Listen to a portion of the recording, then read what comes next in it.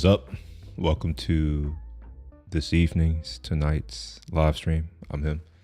Today is Friday, May 30th. It's almost the end of the month and almost at the halfway point of the year. It's going by quickly. And just looking back, I'm like, I don't feel like I've gotten anything accomplished this year.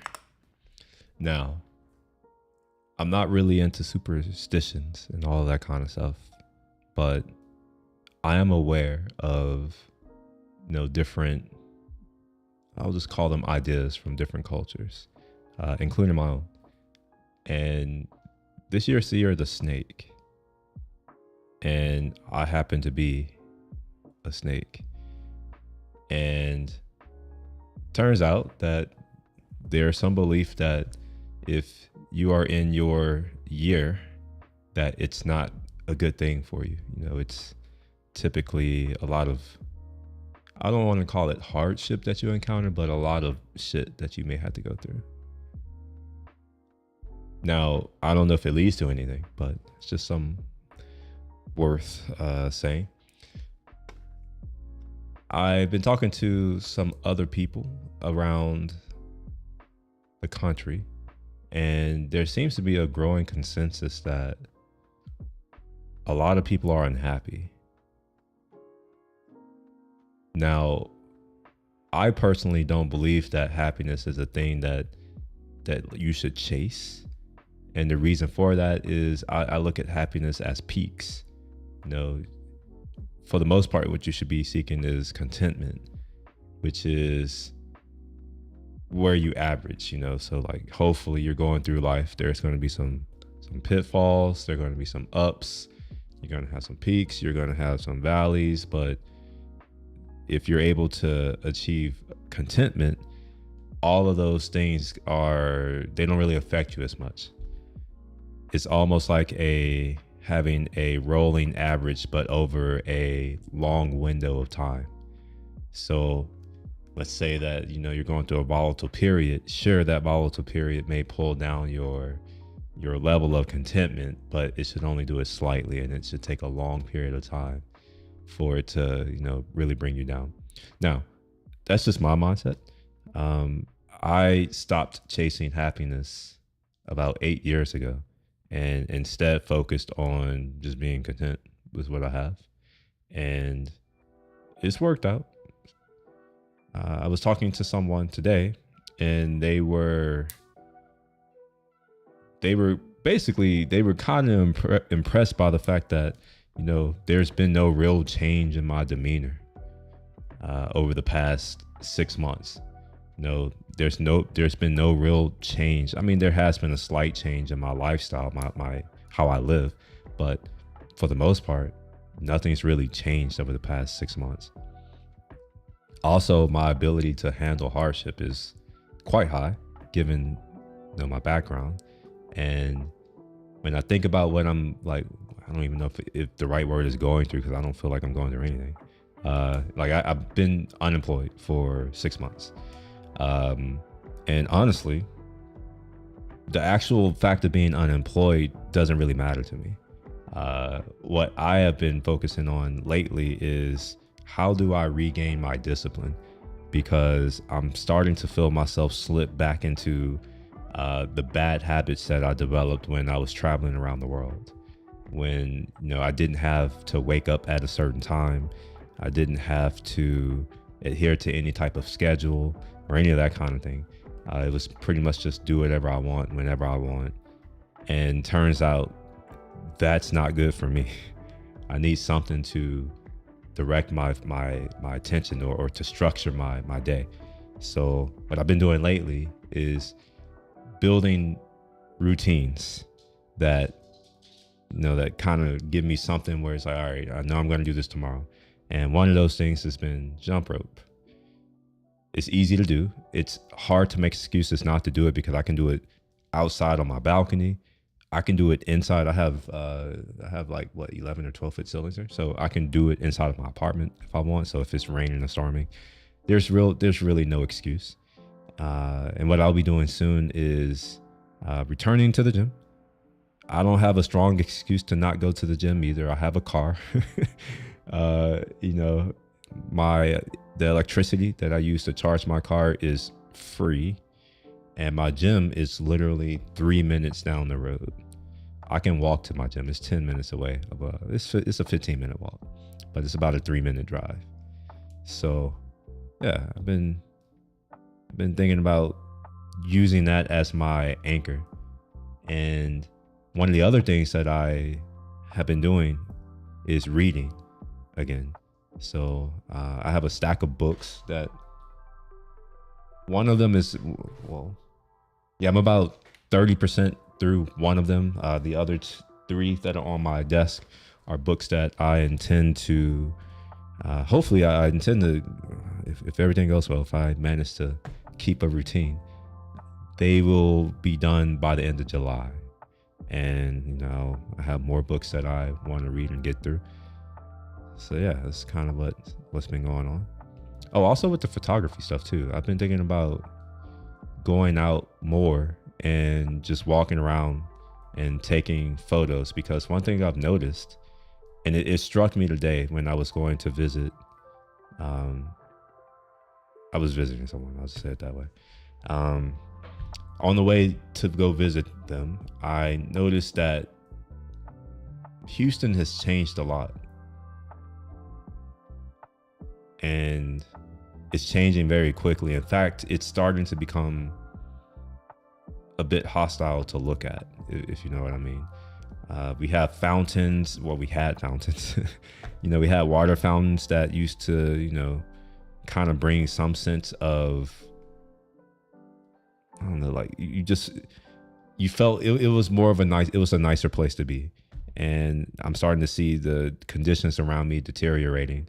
In fact, when I left my building earlier today, I saw homeless people. I saw 5 homeless people right outside my street.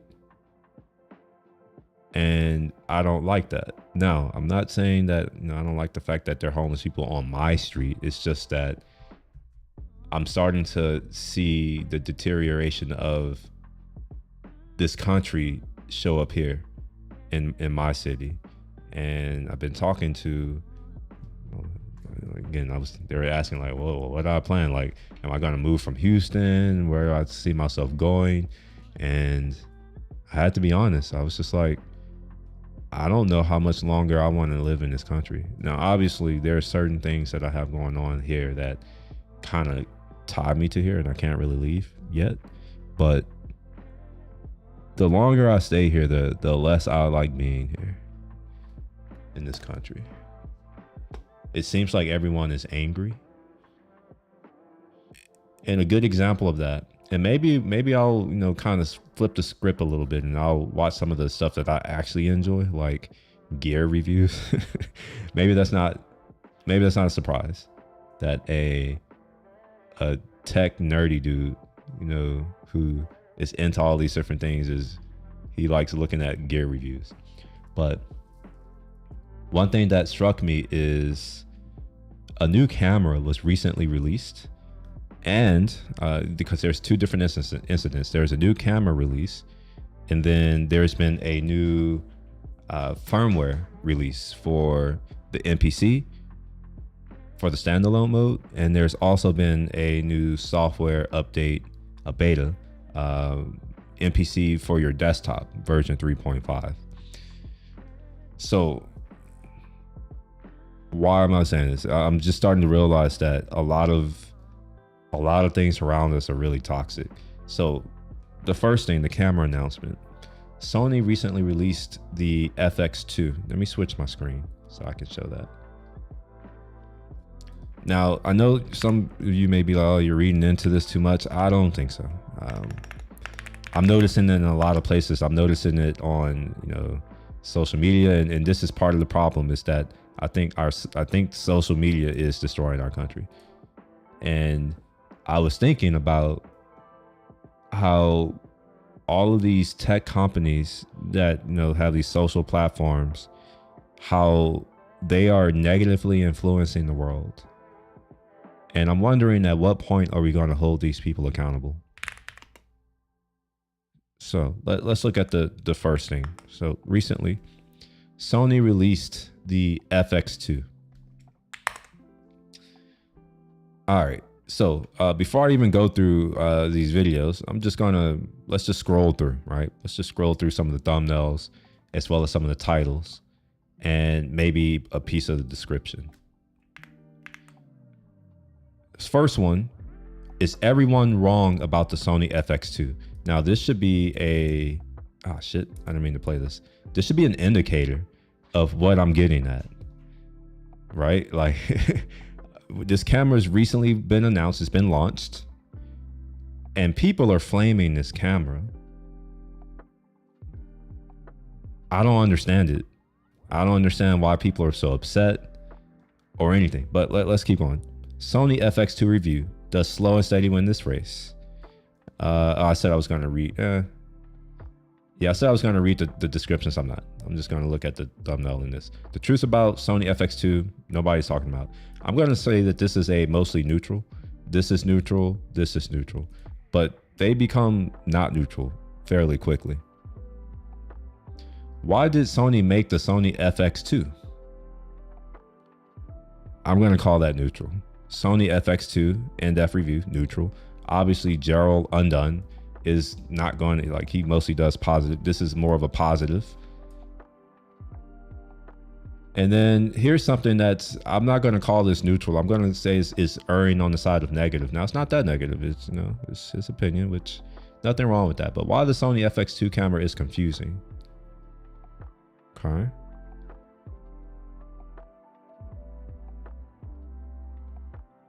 Sony FX2 mistake. I was wrong about the Sony FX2. Now, this is a positive. I know it's a positive because he's like, you know, for the price, it's actually a good camera. I may have to go to my history. Yeah, I think I'm going to have to go to my history. For whatever reason, it's showing, like, this right here is the same video that I just saw. I don't know if y'all realize this. But look at this. No one wanted this.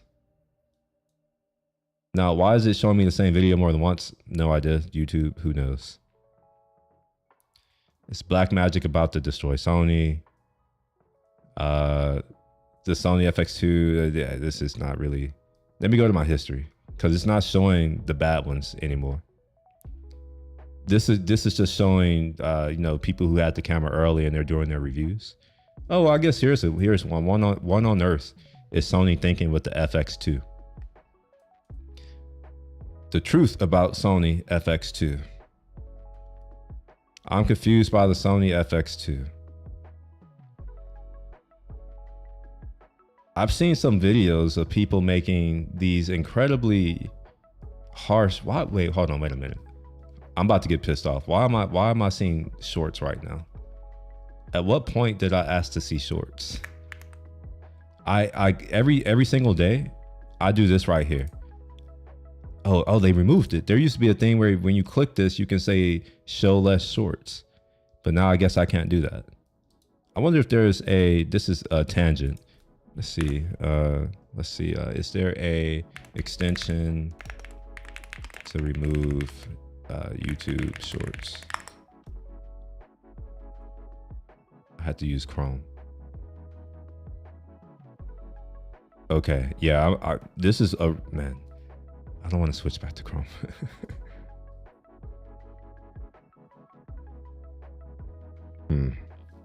Is there one for Safari?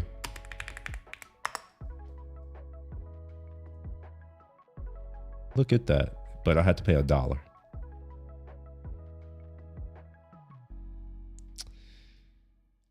Man, I'm almost tempted. I know I shouldn't do this. It's cheaper for me to pay the $1. But I'm thinking, I'm like, I could build this myself, but someone else did it. So I could build it technically myself. And because I have an Apple developer license, I can like install it on this browser and use it. So I may do that. Anyway, back to what I was at. I don't want to go off on too many tangents. Let's go to my history.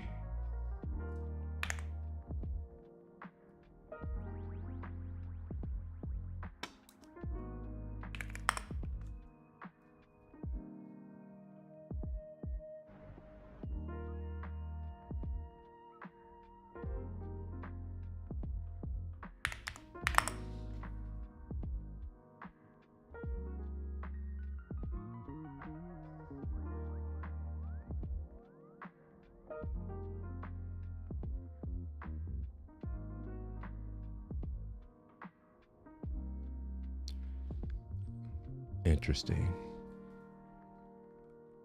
I don't see the video that I was watching earlier. I wonder if the dude took it down.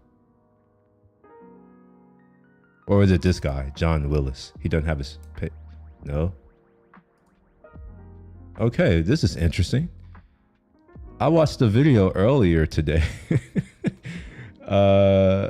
It came on, you know, I just have YouTube running in the background. It came on and it caught my attention because it was incredibly negative. And I was just like, why are these people so mad? It was a string of videos, but for whatever reason, it's not showing up here.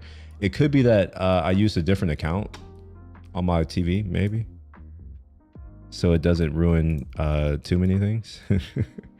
But anyway, let me get to the gist of what the guy was saying. He was upset. For one, this guy wasn't even a Sony user. He uses, I think, Panasonic.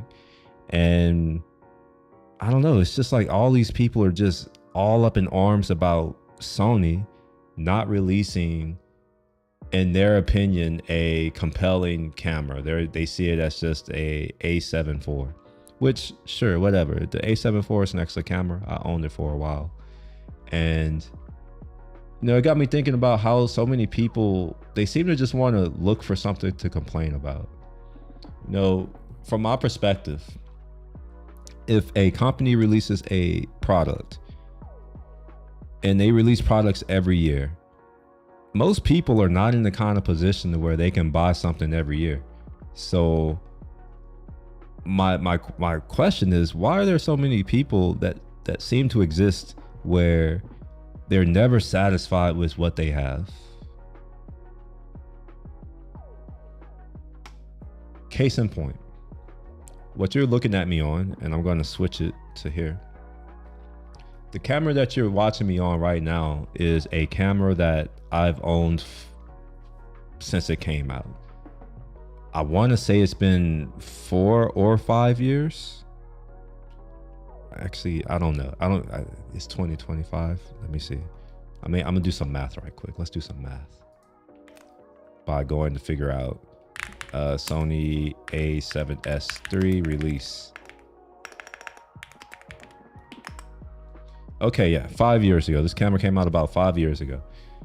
It's a 5-year-old camera, and if I'm being honest, even though, you know, Sony hasn't supported it with firmware that much, I mean, there have been some firmware updates. In reality, it hasn't prevented me from doing anything that I want to do with this camera. Yes, it's been relegated to a webcam, sure, you know. But that's because my Sony A7 IV was incapable of doing a live stream and not overheating after 30 or 40 minutes. Whereas my A7S III, even though I didn't buy it to live stream, I bought it for the 4K 120, even though I don't really need it. I'm more of a hobbyist, you know, I just play around. I bought it for that. And when I realized that it doesn't really matter, I stopped caring so much about limitations and like, oh, it doesn't have this feature, and oh, it doesn't have this codec, and all these other things. Where it's just like, it doesn't stop me or prevent me from doing anything.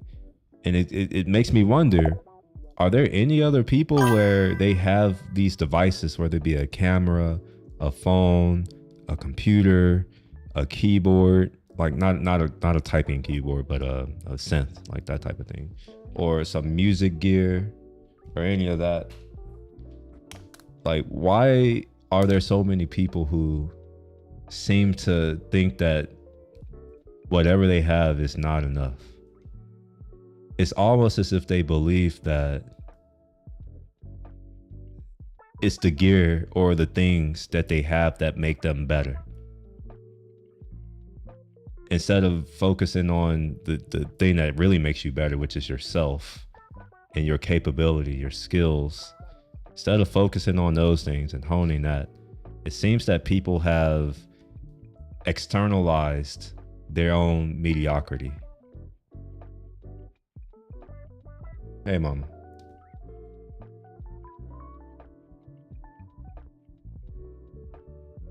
And I'm noticing this more and more, that more and more people seem to externalize all their problems instead of realizing that no, your problems begin with you, not an object that you have or don't have, not some lifestyle that you think you deserve. It really starts with you.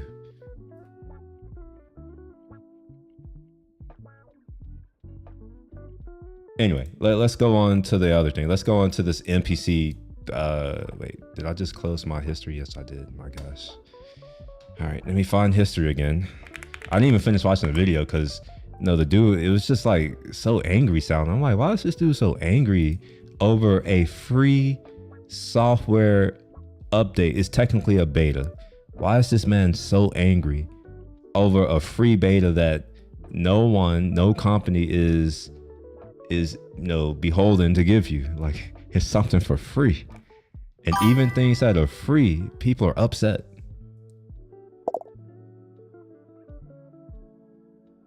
All right, well, yeah, all right. Tell us how. You shouldn't say, I don't want to use people's names.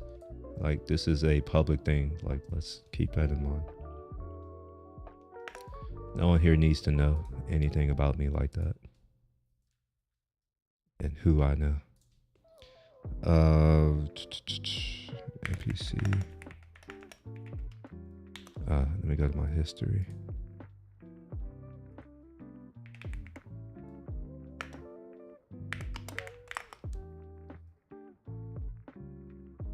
Okay, here we go.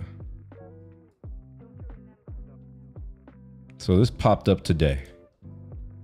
And now when I heard it, I actually went back and sat down to listen to it because I recently, yesterday, I think, while I was working on something, I saved a project and I was going to shut down my machine here, this thing right here. It's about to shut it down. And I got a notice saying that NPC version 3.5 was out.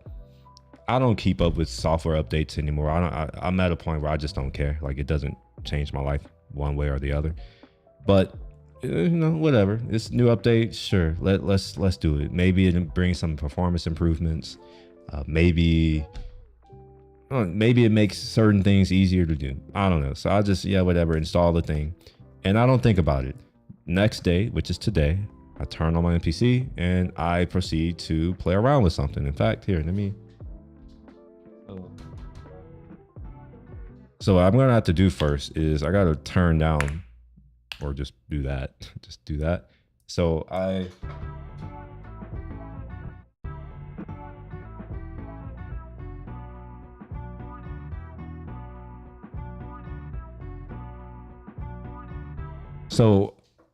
was playing around earlier, right? That's what I was doing. And I didn't notice anything. I'm just like, hey, like, my NPC works. I can do all of the things that I would normally expect to be able to do on my little toy. Is what it is to me. It's just a little toy. And everything is fine. So when I hear this dude, say all these negative things about it, I'm just like, I don't understand. Is it that bad? Like, it turned on. I was able to do all of the things that I normally would do. I didn't pay for the new version of the software. And honestly, in today's world, that is strange, where, everything is a subscription. You have to pay monthly for everything. So to see that people are upset about this, I was just like, oh my gosh.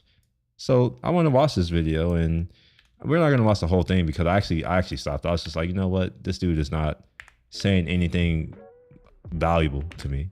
But yeah, let me just. 3.5. This is not. Oops.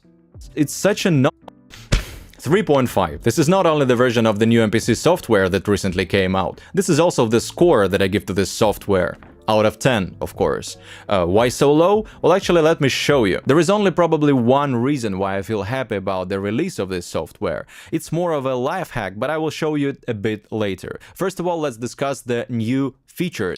So, for the most part, This is the same version of, I mean, it's different obviously, but it doesn't do, it does all of the things that the previous version did of this software. It does everything that the previous version does, except it gives you more features. This is the first version of the MPC desktop that allows you to open up your projects that were created with MPC 3.x. So, you know, I upgraded my MPC last year to the beta version of 3.0. And since then, I've lost the ability to connect it to my computer and open up projects and do whatever, you know, do all that kind of stuff and finish stuff on my computer. And that didn't really change my life in any negative way. It was just like, okay, I can't do something on my computer, so what? Like, I bought this standalone machine so I don't have to touch my computer. So it's not that big of a deal.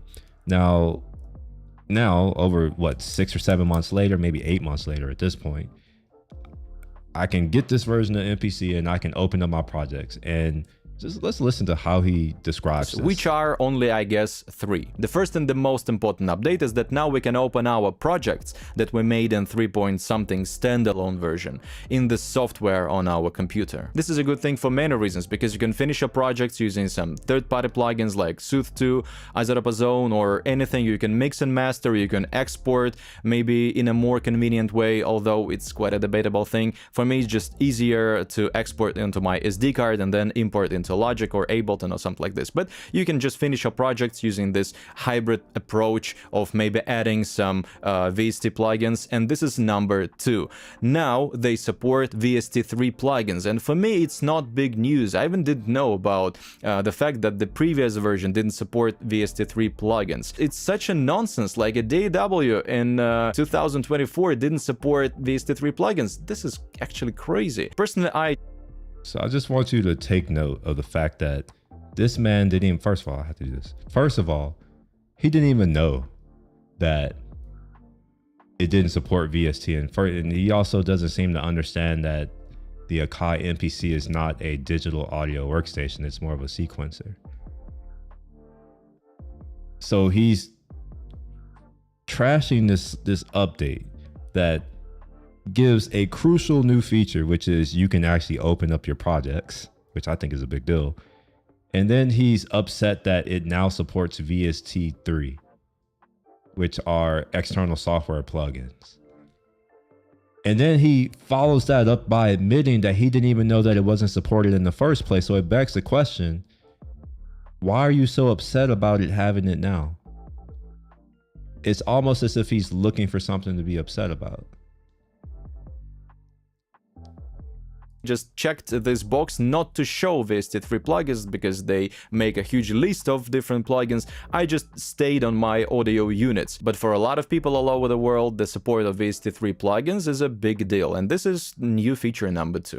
There is one feature that I noticed. Pardon me for using the phone like this on the spot, but if you go to Mix, and right here you can see A and B slots for different effects. And my guess that in the nearest future, when we're finally getting some MPC Live 3 or new generation of MPCs, with 4 gigs of RAM, for example, they will add this feature by default, not in controller mode, but in standalone mode.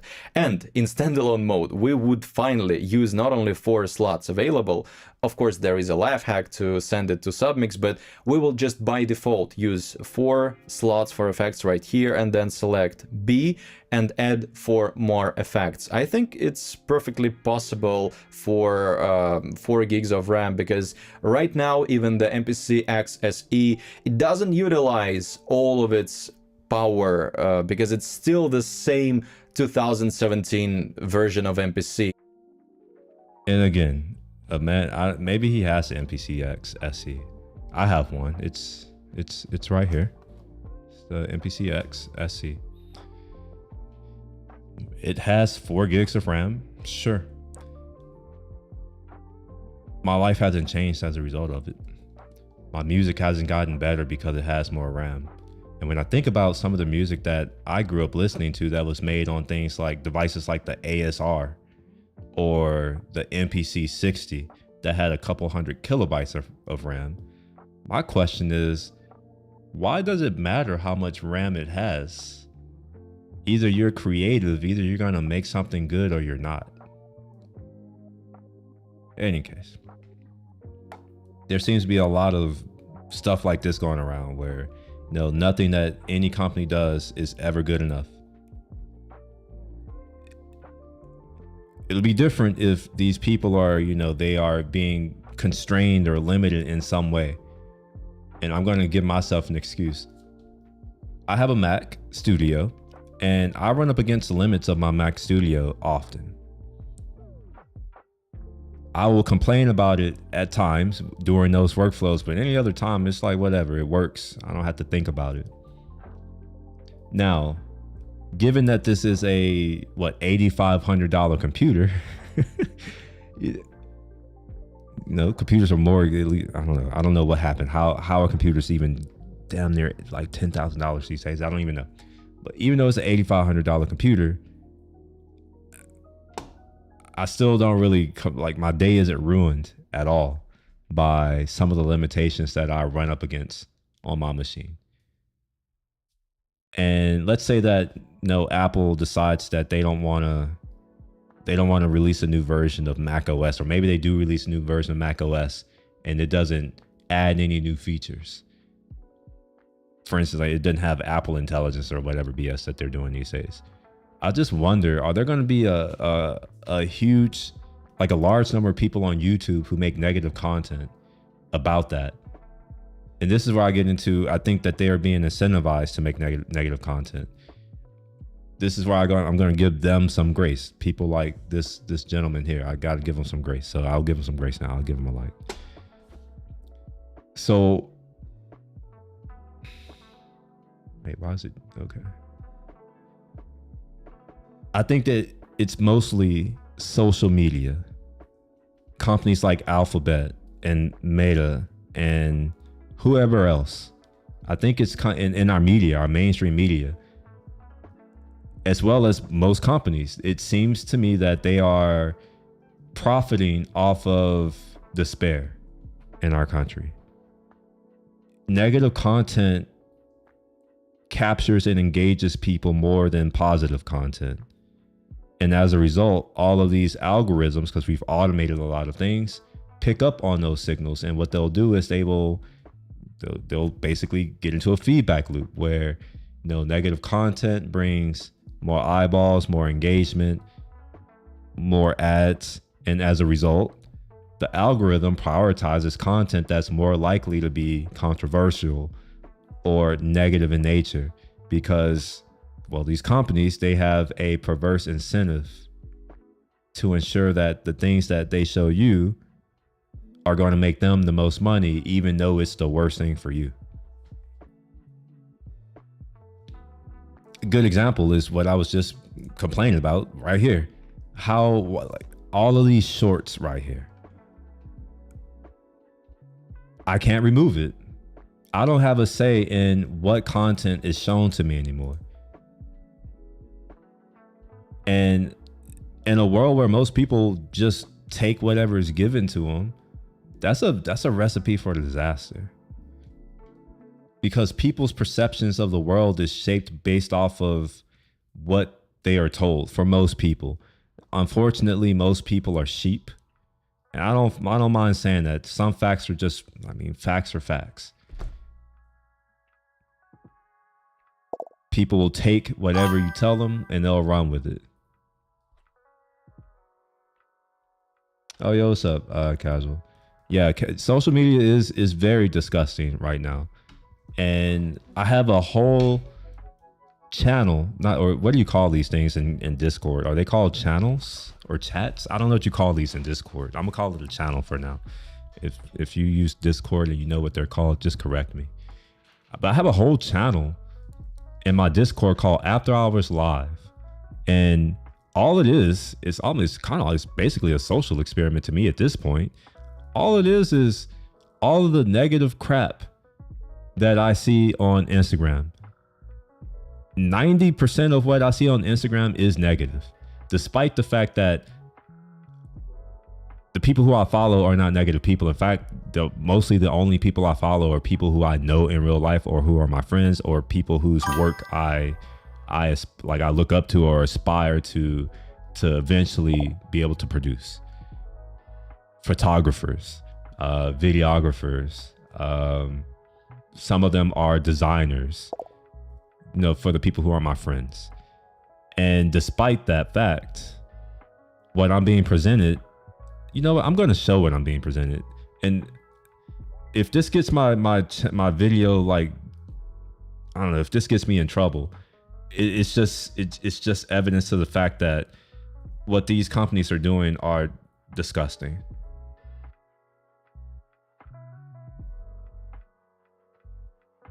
I'm gonna go to my search. I never use search in what's this thing called, in Instagram. I never use search, but I want to show what I see in my search. It's channels. Okay, good to know. All right, now how am I gonna do this? Let's go to iPhone.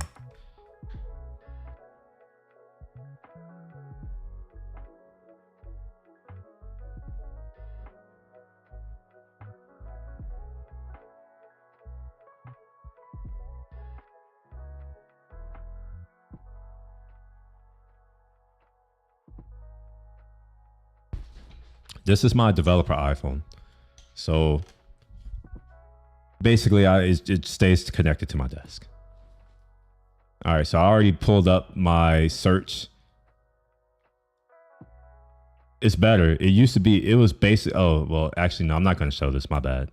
I'm assuming that my mom is still here. It's not because my mom is here. It's because of who's with my mom. I'm not about to show whatever is potentially here. So I'm going to I'm going to switch off of that. I don't want her seeing that kind of crap. But right now I'm scrolling through it, and I'm going to kind of describe what I'm seeing. I'm seeing things that you wouldn't want children to see. All I did was click on the little search icon in Instagram, and that's what I see.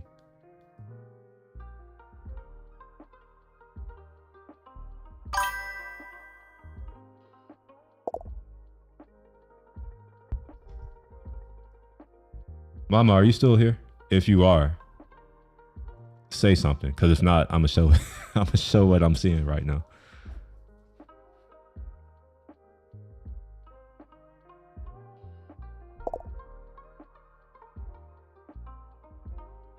No, it's not my mom. I don't care if it's who is with my mom. That's who I'm worried about.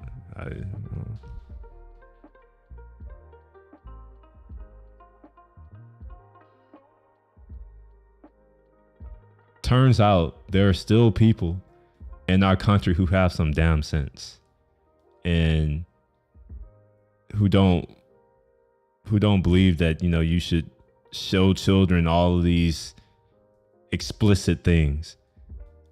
You know, who I don't believe that, you know, all this crap that's been going on in the past, well, ever since Obama, really. Like, let's just be real, he was a Trojan horse. All these things since him, I don't believe that this is something that children should be exposed to. That being said, I don't have children, so I can't really speak for other people, but I can speak for the people around me and how I choose to carry myself. You know, I won't just go and say, you know, maybe your child, what you shouldn't do. I mean, I may say you shouldn't do it, but I'm not going to fight you on it. I'm like, it's your child, and at the end of the day, it's going to be their life that's miserable. Not mine, you know. All right, well, I'm assuming that she's not here, so I'm gonna show it. She didn't answer yet. Why is this here? Why is this, and why is this here? Now, notice where it shows up. Okay, all right, sure, it's going away now. But notice that the first thing that I see is a picture, and then right after that, it's a bunch of this crap right here. And it looks like I can't scroll over with a mouse. So wait, I can do this. Okay, all right. I'm like, why can't I scroll? I have to use the mouse wheel. It's weird. Now, I've done a lot of, every single day what I'll do is you can click on these things right here, and you can say don't show this type of content. Right? You can come here. So every single day, I have to report content as inappropriate, or like say don't show me this content anymore. If I go to my Instagram stories,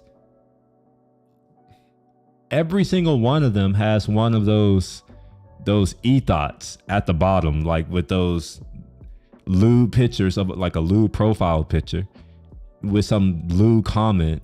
And every single day, several times a day, I had to go in and report these people. And for whatever reason, Instagram just lets it happen.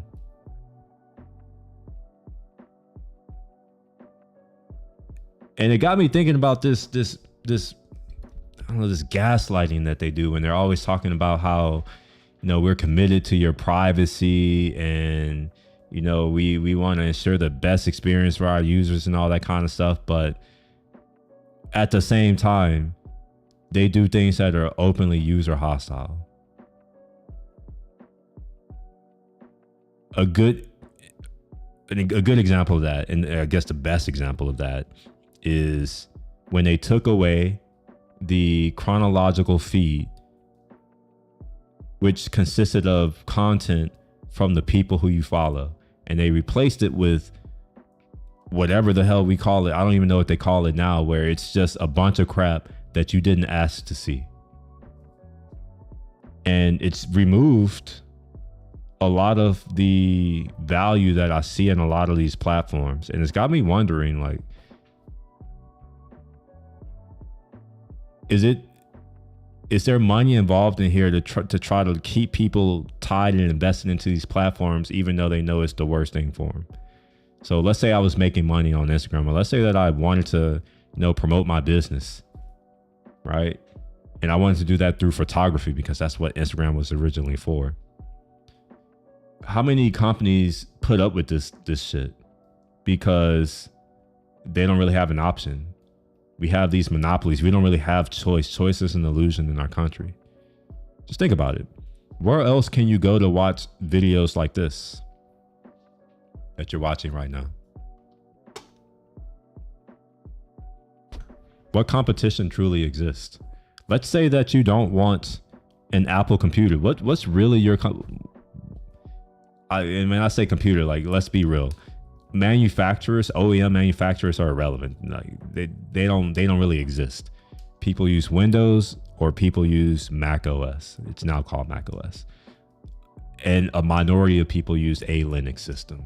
So when you really think about it, we don't have choice in how we operate some of the most personal devices that we own.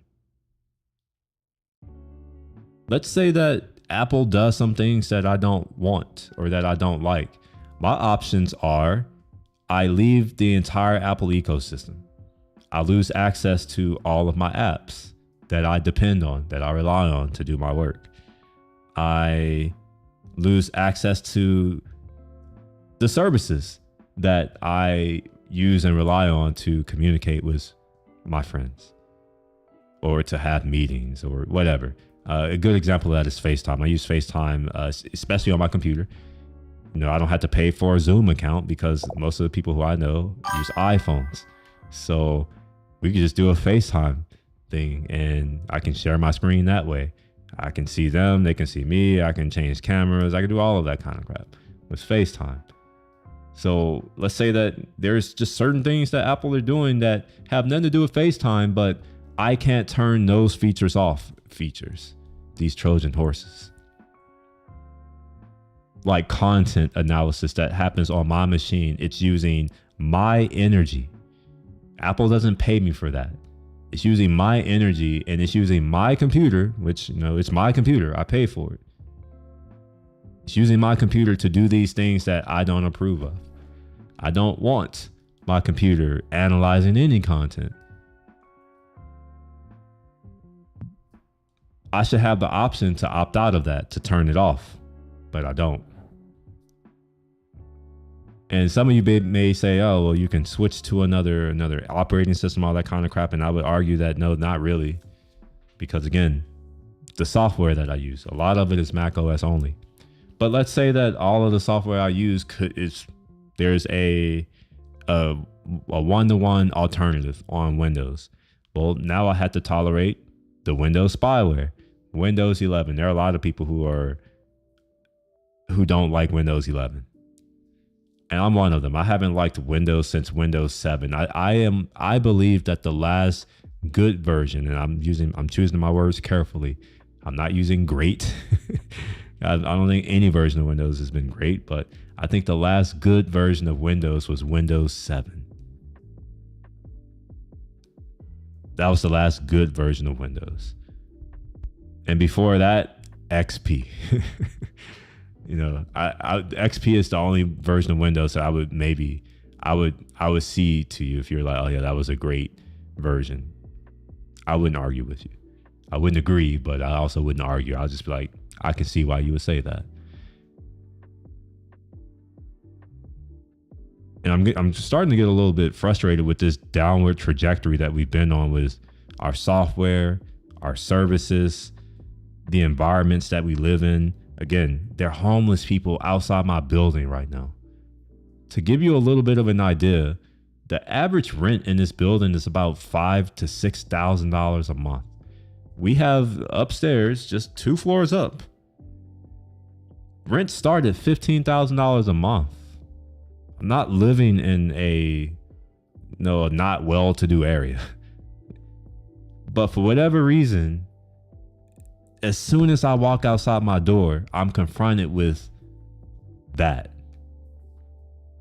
Dirty premises, beat down, bust down cars, just because it's now mixed use. They've opened some other places on the other side. Like it's it takes up a whole block.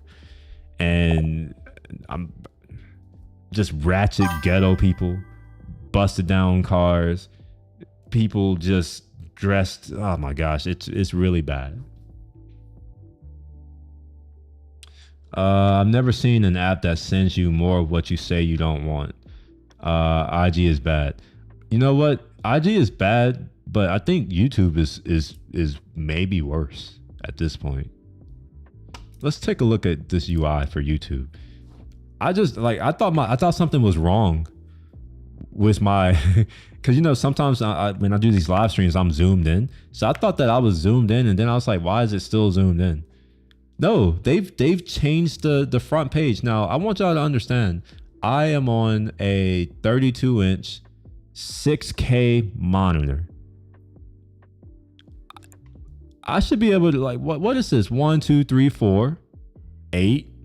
I see 8 videos, and then after that I see 6 shorts on a 32-inch 6K display.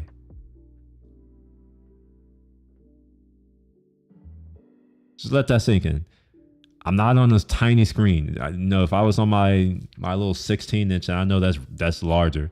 I know most people have laptops, and yeah, I guess a 16-inch screen is large to you if you work on a laptop, but I don't. I would understand it looking like this on my little 16-inch laptop or on my phone. But on here, it doesn't make sense. And then look at how much height these shorts take up. It almost seems as if they take up more area than the things that I'm actually interested in. And again, oh, okay, now I can do it. Because I click this every single day. I click it every single day. And for whatever reason, I'm still shown shorts. I don't want to see them.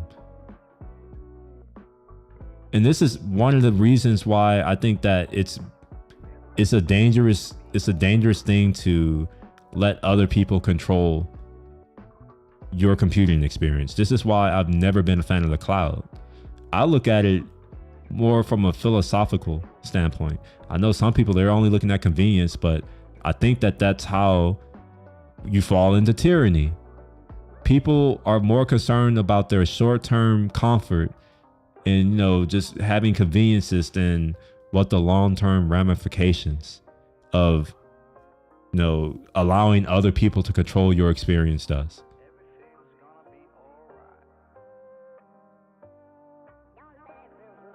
Remember, somebody was, I forget who it was. They were asking how come I don't really use a lot of these AI tools, and why do I like do all this stuff locally? That's why. It's because I see AI as yet another Trojan horse, and all of y'all are falling for it. You know, if you're not running your own models, if you don't have control over what's going on your machine, well, that means that you are controlled. XP and 7 are definitely the goats of Windows OS. What happened? You remember when Microsoft said that Windows 10 would be the last version of Windows? Like it would be the last one and you wouldn't have to pay anymore. It was just, that was the last version. And then suddenly there is Windows 11.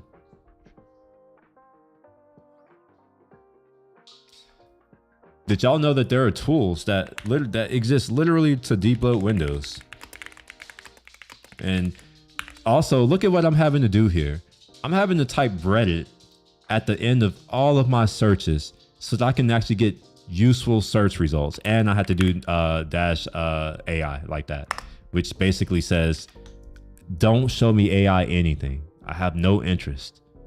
You know, if it wasn't important enough for a human to take time out of their life to write it, then it's not important enough for me, a human, to read it.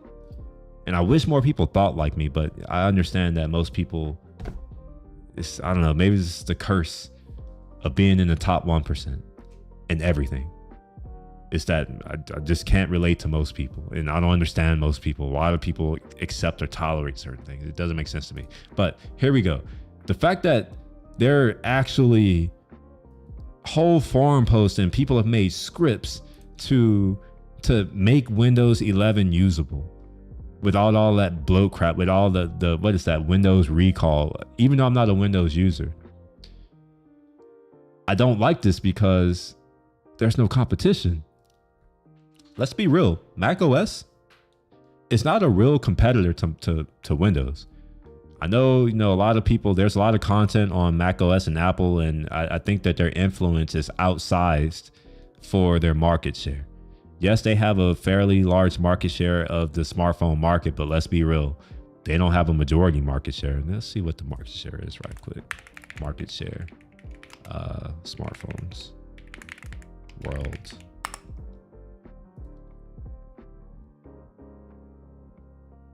Look at that. Looks like Apple has a less than 20% market share of the smartphone market. That's just smartphones. Let's take a look at the PC market. Yeah, I had to put, yeah, so I didn't do that shit.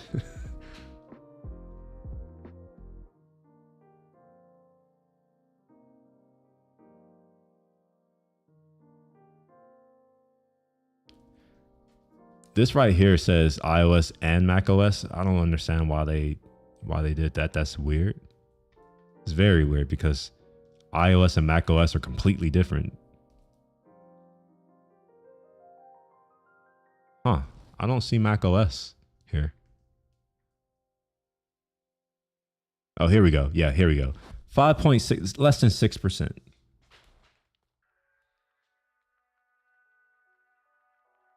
Oh, this is web clients, but even then, less than 6%. It's a pretty strong indicator that, you know, most people aren't using a Mac. So what Windows does is important because what Windows does sets a precedent. If they do something like recall, it sets a precedent. If, you know, the stock price doesn't go down, maybe Apple will do it because, let's be real, Apple is a publicly traded company. And they have a fiduciary responsibility to ensure shareholder value. So whatever happens on the incumbent is likely to happen in Mac OS.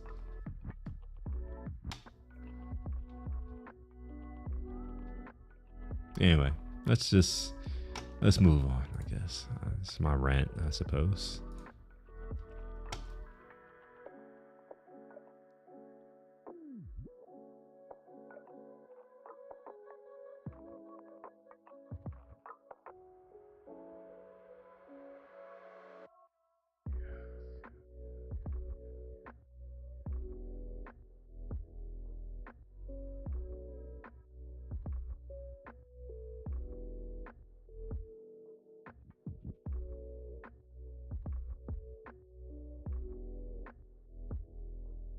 know what? I want to listen to Charleston White. I'm going to listen to this. This is maybe going to be fun.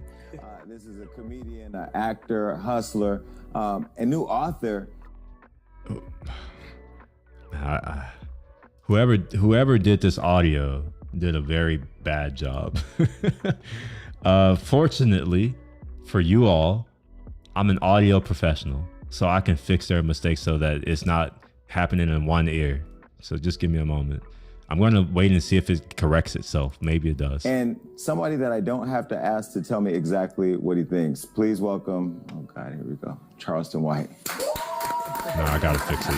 I'll fix it for y'all. Okay, so I have to tell you, I tell my family in a group text, oh, I'm interviewing Cardi B, I'm interviewing Young Miami, I got Remy Ma coming on this one. I said I'm interviewing Charleston White. They're like, oh, we got to catch a flight and come and watch this because everybody... Did that fix it for you? It should have.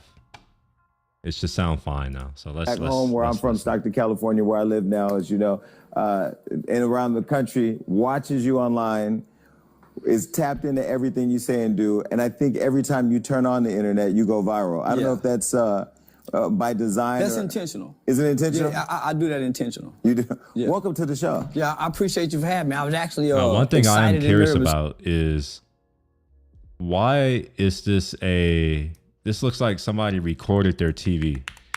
Do they not know how to they not know how to record a screen? Yeah, we're gonna watch it on here. I think this is maybe actually the real interview. Yeah. And look, like I'd already said, It's not. Dang it. Okay.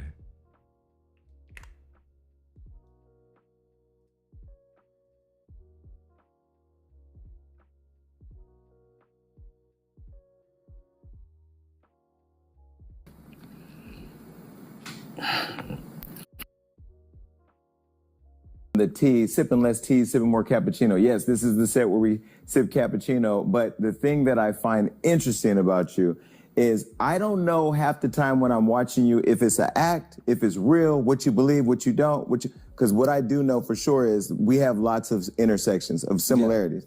Yeah. You had said something somewhere where you said somebody had asked you, why you say all these wild, crazy things, and you said that's how I get these niggas' attention. Yeah. And it stopped me that day because I really feel like when I share my story of how I got into the game, I had to get people's attention, being very honest in a brutal way, not as brutal as you sometimes, but brutal. And that was the thing that kind of stuck with people. So that hit me in a way because I never seen you say that. In 2012, 2013, 2014, 2015, I wouldn't dare use the word nigga on social media publicly. Because I was a youth advocate, working, partnering, in training the state's Texas Juvenile Justice Department. So I'm raised in a household where the word nigga is not used. That's a term that it's a term that you don't use. But hip hop and culture-wise, it's a term that we embrace. So even as a man, I was conflicted with what I believe culturally and what I was trying to evolve away from boy to man, right? So it became my outlet, right, to get on here and talk like an ignorant motherfucker, suck my dick, because that's the lyric of the rapper, right? And what made me realize that is because I grew up when gangster rap first came. We both 1977 babies, right? Yeah. So when Eazy-E in the song "We Want Easy," there's a question there where they say, "Hey Eazy, why do you wear your pants like that?" I wear my pants like this because it's easy access, baby. Easy, why do you talk like this? He says, I talk like this to get my point across. Now think about that. Wait. He said easy access. What does he mean? Easy access for Diddy? Is that what we're getting at? Diddy? There's no difference when grandmother or mom or mother and them come in and say, hey, when I leave here, I want you to wash the dishes. I want you to go cut the grass. I want you to do this. She said it nicely the first time, and we typically ignore that. But if she come in and say, get y'all mother, if I'm gonna whoop your goddamn out the boy, you jump up and go to getting it then. So I understand that form of psychology in vernacular when, presenting my presentation to the world. I started out, before I came to the internet, public speaking.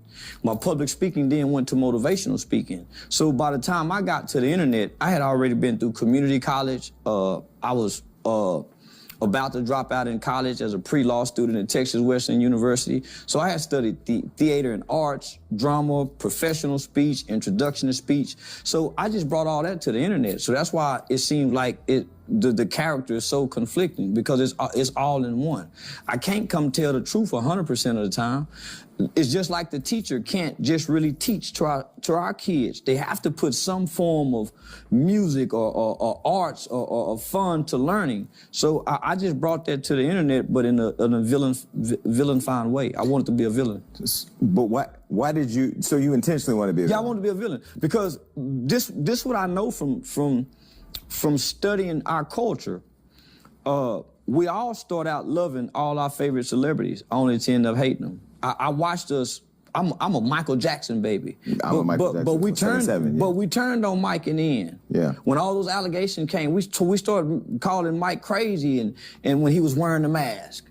We turned on Whitney in the end when she stayed too long with Bobby, and we felt like she should have left Bobby. So we turned on all of our greats. So I said, man, I get them to hate me, and eventually they'll love me in the end, because they're going to realize who I am in real life. So I can come online and come play something that I'm not in real life, right? See, this is interesting, because I've told the story many times in interviews, even on my own show and interviewing Floyd. When I first came into the game wanting to unlock Hollywood, I thought, hey, there needs to be a platform that shows black culture in a way that mainstream doesn't. So I'm gonna be their favorite platform to go to. It didn't happen like that. And Floyd said, stop trying to be everybody's friend and just be a savage, because a savage always wins. I thought, well, I don't want to be a savage, because sometimes it feels uncomfortable to have to be a savage. But the minute I started saying what I thought, I mean, it almost seemed like a magnet. It sucked the industry in. Why is it that way in our culture, you think? Yeah, that's actually something interesting. And I think that these people, these two gentlemen, I think that they're only focused in on black people. But that seems to be the case for most of America. Why is it the case that we tend to push up the people who are the worst? We don't have a meritocratic society. I'm not saying that we should have one. That's not my belief, but no, it's something that's often talked about how we need to bring back meritocracy and all that kind of stuff. But when you start to see who are at the top, very rarely are they people who are the best at anything, or who are, the most good. It's very rarely that. It tends to be the opposite. And it makes you wonder, is being a good person and doing the right thing, does that lead to, irrelevance? It's the best way I can say it. For instance, let's say these streams that I do, right? I often try to approach things the way I approach things in real life, is, with some fairness, right? Like, I don't just go all in on one direction. I try to keep it balanced, but that often doesn't have the results that you'd expect. And even to this day, my most performant video or stream have been things where I'm talking about the most negative things. I did it as an experiment, and I was rewarded for it. And I didn't do it again because I decided that I didn't want to do that. I was just like, I don't feel any real attachment to that. I did it. It actually worked out really well. I have one stream that hit 1,000 views within a few days. Most of my streams get tens of views and zeros of comments. In fact, this entire year I've been doing live streams. I've gotten a grand total of 1 comment on all of my live streams. Hundreds of hours of content. In fact, I think it's about 220 hours of content so far. 1 comment. That's a lie. That's a lie. The one video that I did, or the one stream that I did that had a lot of people, I think that was this year, or maybe that was last year. I don't remember. I'm sorry, my years blend together. My years blend together. Anyway, I'm tired of this already. I'm gonna watch watch something else. And this is kind of what I'm getting at, right? You know, some of the stuff that I watch on this YouTube channel or on these streams is stuff that I wouldn't watch in general, but I'm watching it just because I know that it's more likely to get some type of engagement. You know, if I were doing things that I really wanted to do, I would probably be building this project that I'm doing right now instead of wasting my time on something that doesn't help me accomplish any goals that I value in my life. Now, I do have a goal to get this channel to actually start kicking off some type of money. However, that's kind of like, you know, secondary goal. My real goal is to build this product right now. Yeah, your viewership is much higher when you're watching negative stuff. Yeah. The likes, the engagement, everything. And I personally don't like it.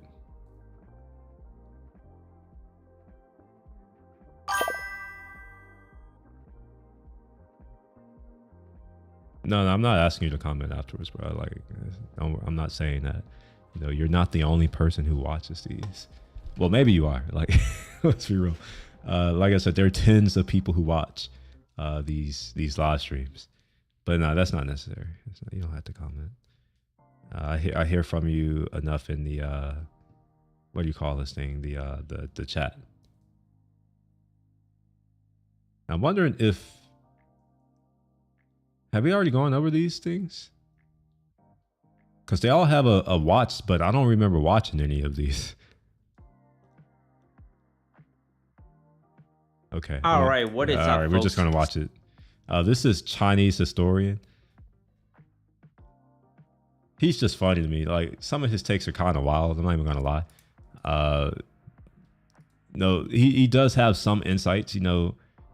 He has some insights that I think are on point, but the rigor in which he approaches his thinking is not where I would expect it to be. But you know, maybe he's young. I don't know. Maybe he's young. I can't tell. I've noticed that this new generation of people, they all look old. I was talking to someone and oh yeah. I won't say who it is, but somebody was saying that one of her friends was like her age, and I didn't say anything. In my mind, I'm like, this person, I couldn't believe it. I'm like, they look old. I'm almost 40. I don't look like that. Anyway, there's nothing to do. Let's go through this. So I just watched this clip from CNN, and Michael Knowles, and he just reacted to this video.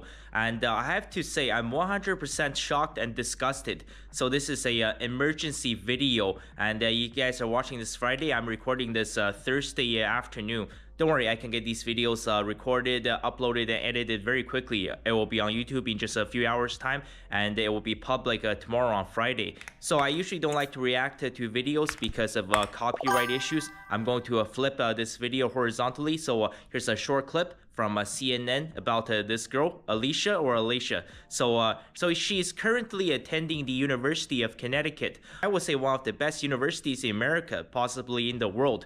But did we watch this? I'm curious. Did I already watch this with y'all? If not, this girl, Alicia from Puerto Rico, she's illiterate. She can't read or write. So anyways, let's throw the clip, okay? In some ways, Alicia Ortiz is living an American dream. The 19-year-old began her freshman year at the University of Connecticut in Hartford this fall. She's excited to study public policy, the culmination of hard work after moving north from Puerto Rico as a child. Better opportunities for me to learn. Even today, could you read this, or would it take you a long time? It's impossible. I just see just words everywhere. Alicia graduated from the Hartford public school system last year, but she says today she is illiterate. She still doesn't know how to read or... All right, thank you, because I don't remember it. All right, so since we've watched it, I'm gonna move on. She demanded white men rise up. Did we watch this? Something about white men? I don't know. White men are under attack in our country. I don't like it.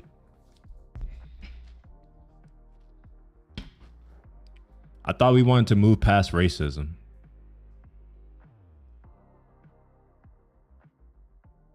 I'm not convinced that the people who want to see white people go the way of the dodo are going to result or going to create a better world or a better society.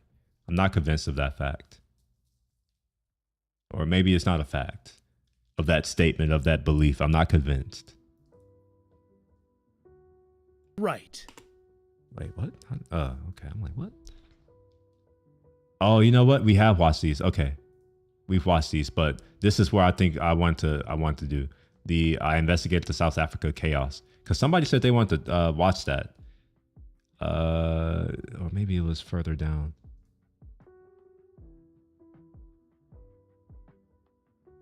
Yeah. I need to do a better job of keeping track of what I've done.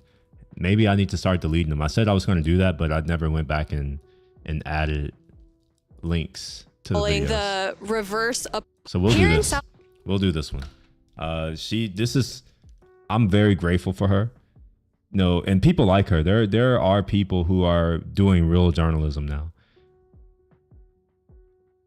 I now have the belief that real journalism cannot be done by corporations. I think it's impossible.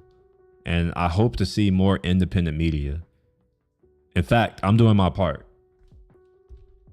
I think by 2030, centralized media, unless they are able to cement their hold on power and make sure that certain voices never rise to the top, I believe that it's going to be independent people like myself and like her and like others who are going to come out as the winners in the 2030s. Folks who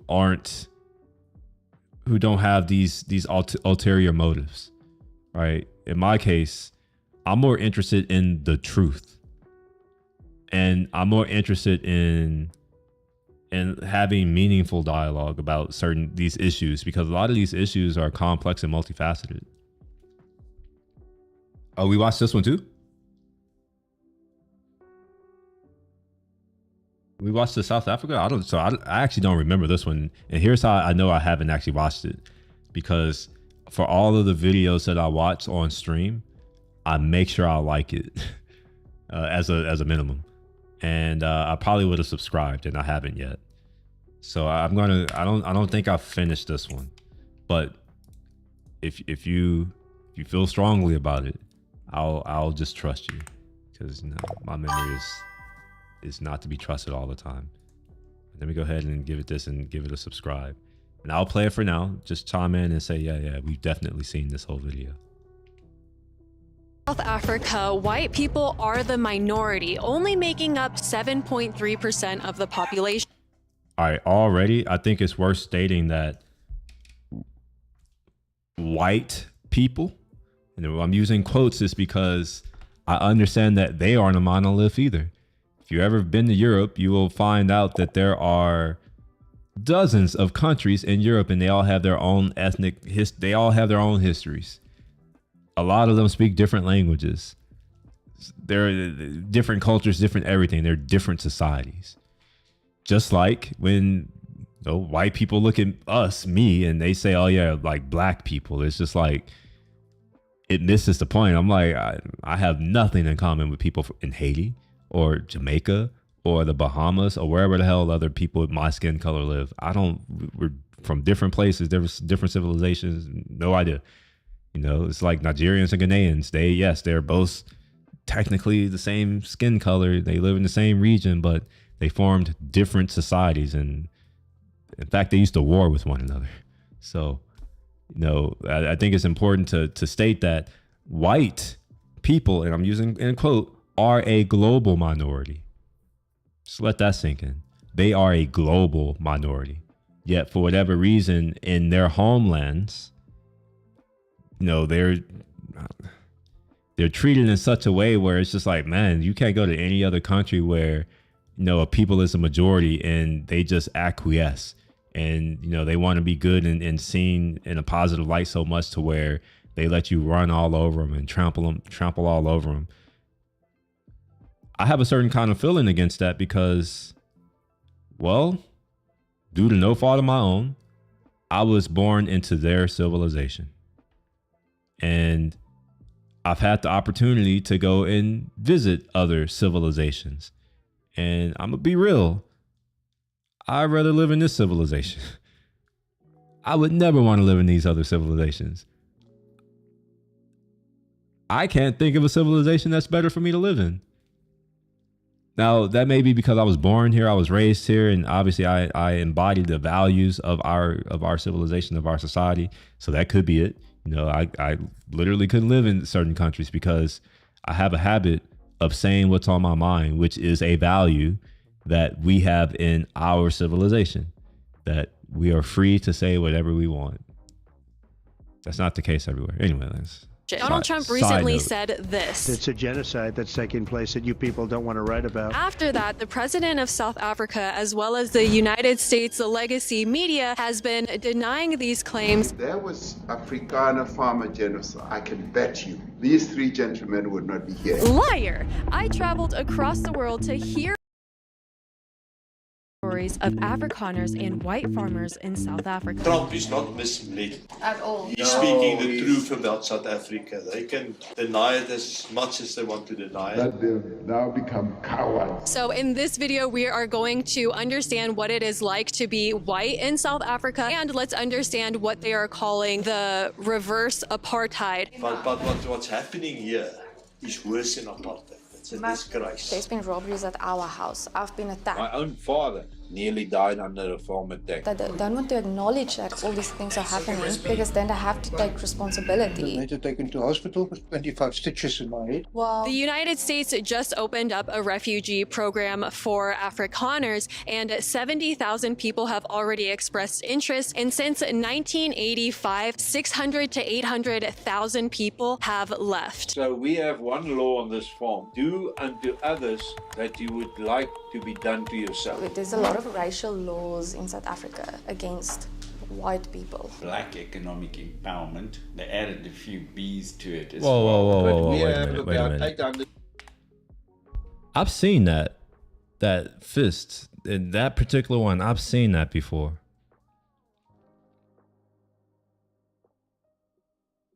empowerment. They added a few B's to it as well. But we have about 800,000 white people that are at the moment has got no work. There's also this false narrative that if you don't like the government now, it means you want apartheid back. Very important to get the people's dignity back. They want to have land reform without compensation. At the end of the day, it's not a Trump that's going to help us. It's Jesus Christ himself. Now it's specifically directed against the white race, against people. What's up, OTF with Sal? black eyes. Appreciate the follow. Problems.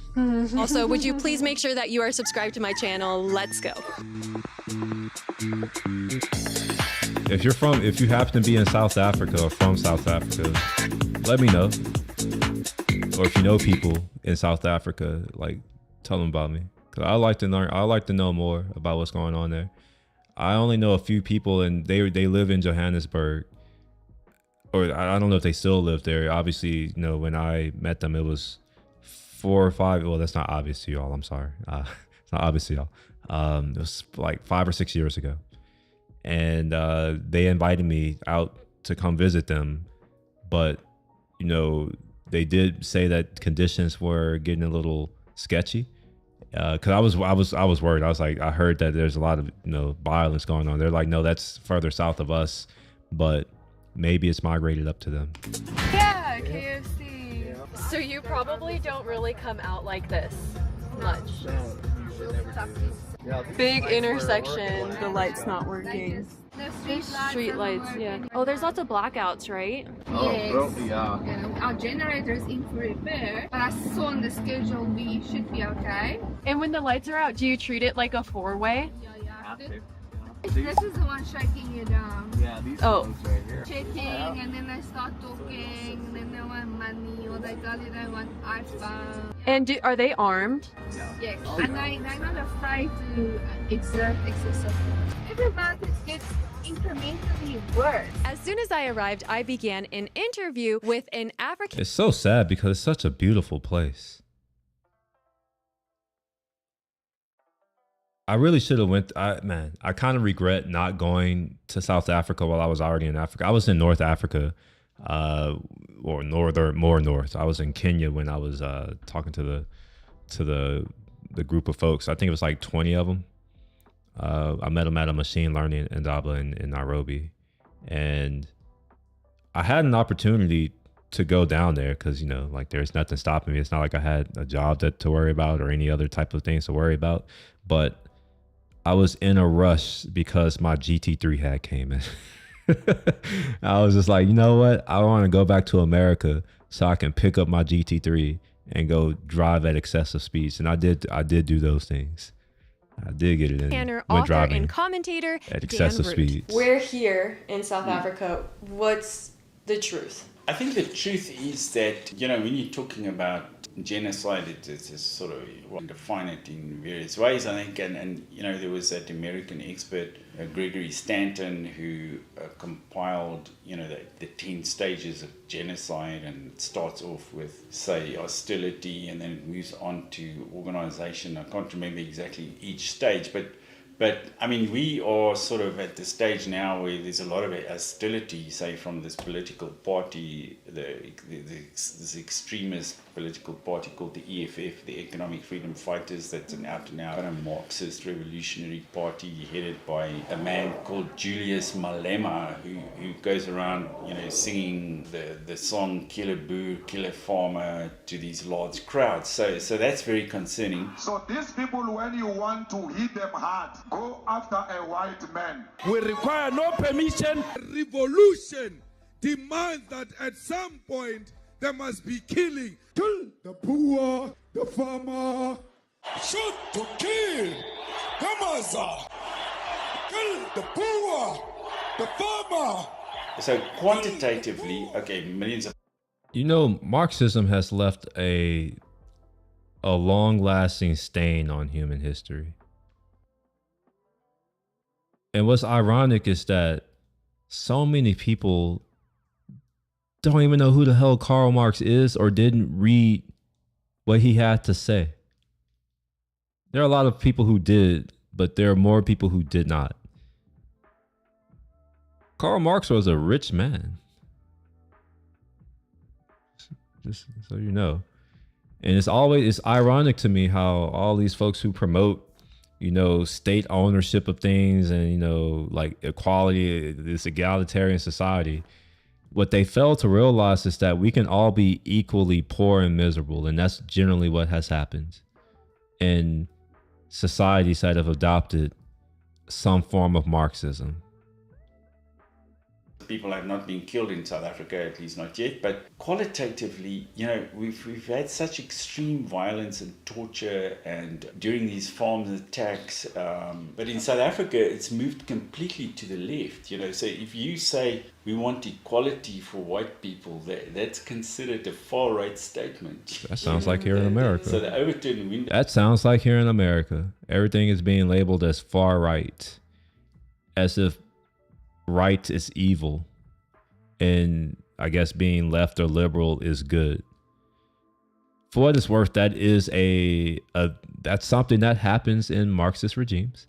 No, I mean, I guess modern education here in America no longer teaches history, so I guess people don't know that. But even if you're not taught these things, there's nothing stopping you from learning these things on your own. It's completely to the kind of, if you say kill a Boer, kill a farmer, that's like middle. Yeah, that's kind of, that's sort of, that's acceptable kind of thing. That's according crazy. to Overton's principles. It's sort of mainstream. It's mainstream. A government, a political party in parliament could say that. Like stadiums of thousands of people. Exactly. The highest court in the land, the Constitutional Court, has stated that is just freedom of speech. But if you use some sort of racial epithet, they would send you to prison for 3 years. In this video, we had many insightful conversations. Some were very descriptive and long, so you can get the extended version by going to my Patreon. The link is in the description. Thank you so much to these Patreons for your support. Now let's get on with the video.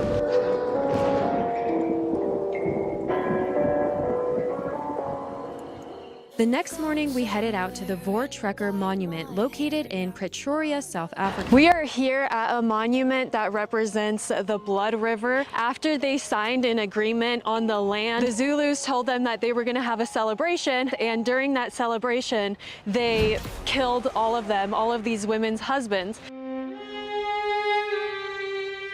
It tells the story of a Voortrekker who negotiated a land treaty with the Zulu king. However, he then betrayed them and killed 100 of the Voortrekkers. We were also told that this story was so horrific that they had to tone down the images to be more PG. To me, this really sounds like it was a story of betrayal. This architecture is very beautiful. This is incredible. There's this huge circle here that is the ceiling from down below. It's just crazy that it's open like this. It's kind of scary. It's very impactful. So we just finished up here, and I just wanted to say that I personally find it pretty tragic that they tried to make it work, they tried to live together, and it just ended in a literal bloodbath.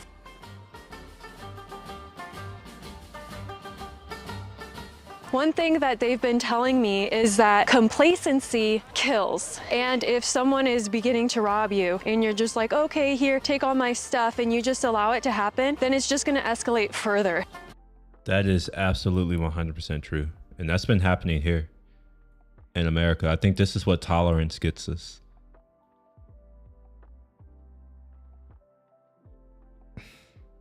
And it sucks to say that because I do enjoy tolerance, but I think that there is a point at which there is too much tolerance.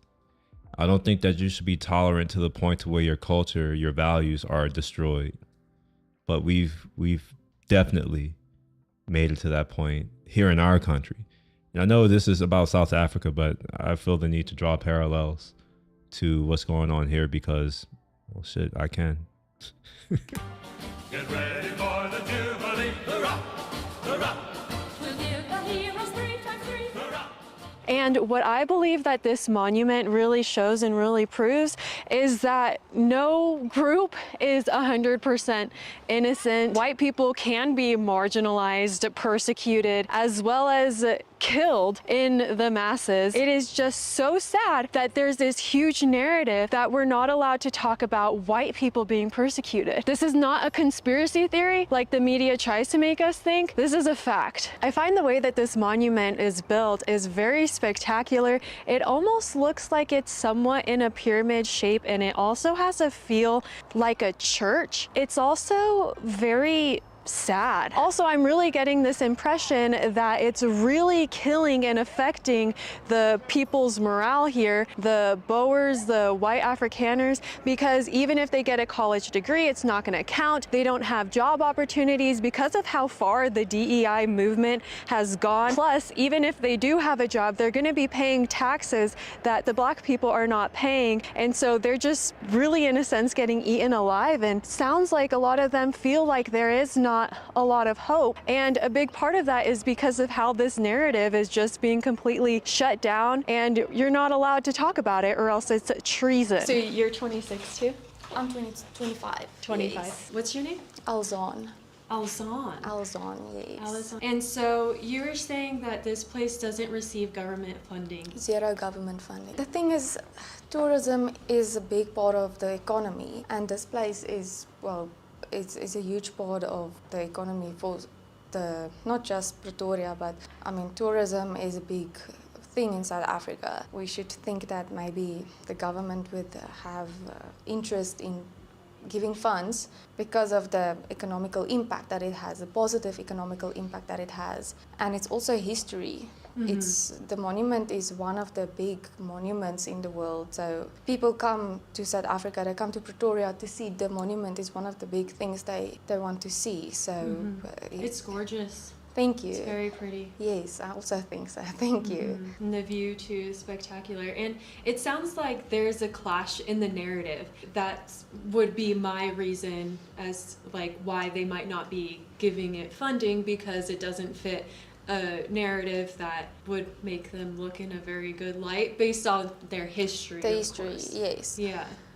So there's a lot of stories going around that, yeah, we wrote the history, so we wrote it in a way that we wanted people to interpret it.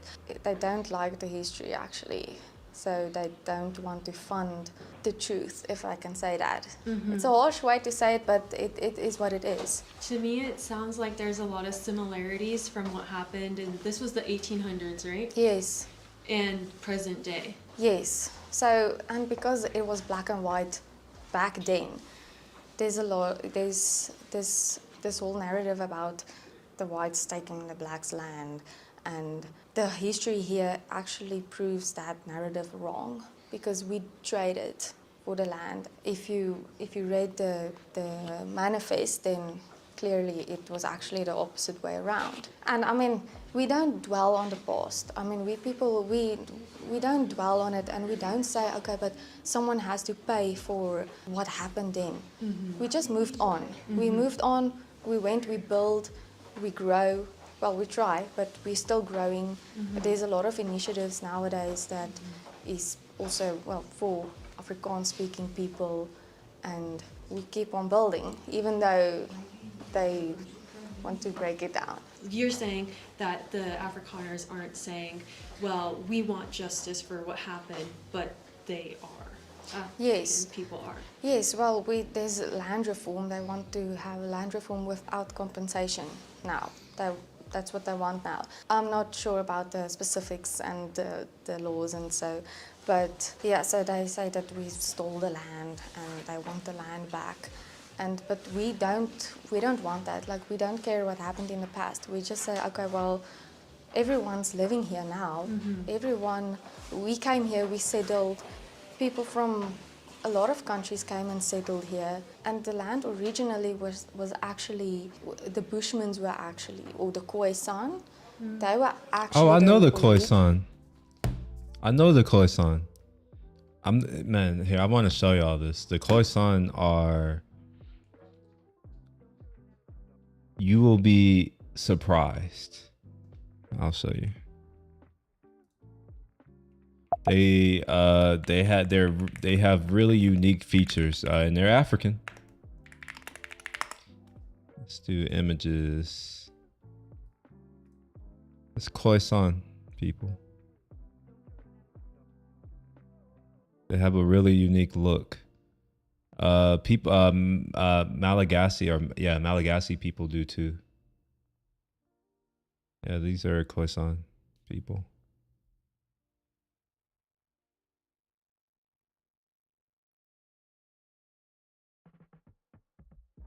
And let me see if I can show Malagasy before I move on. Malagasy people. They have a really interesting look as well. So these are Malagasy people.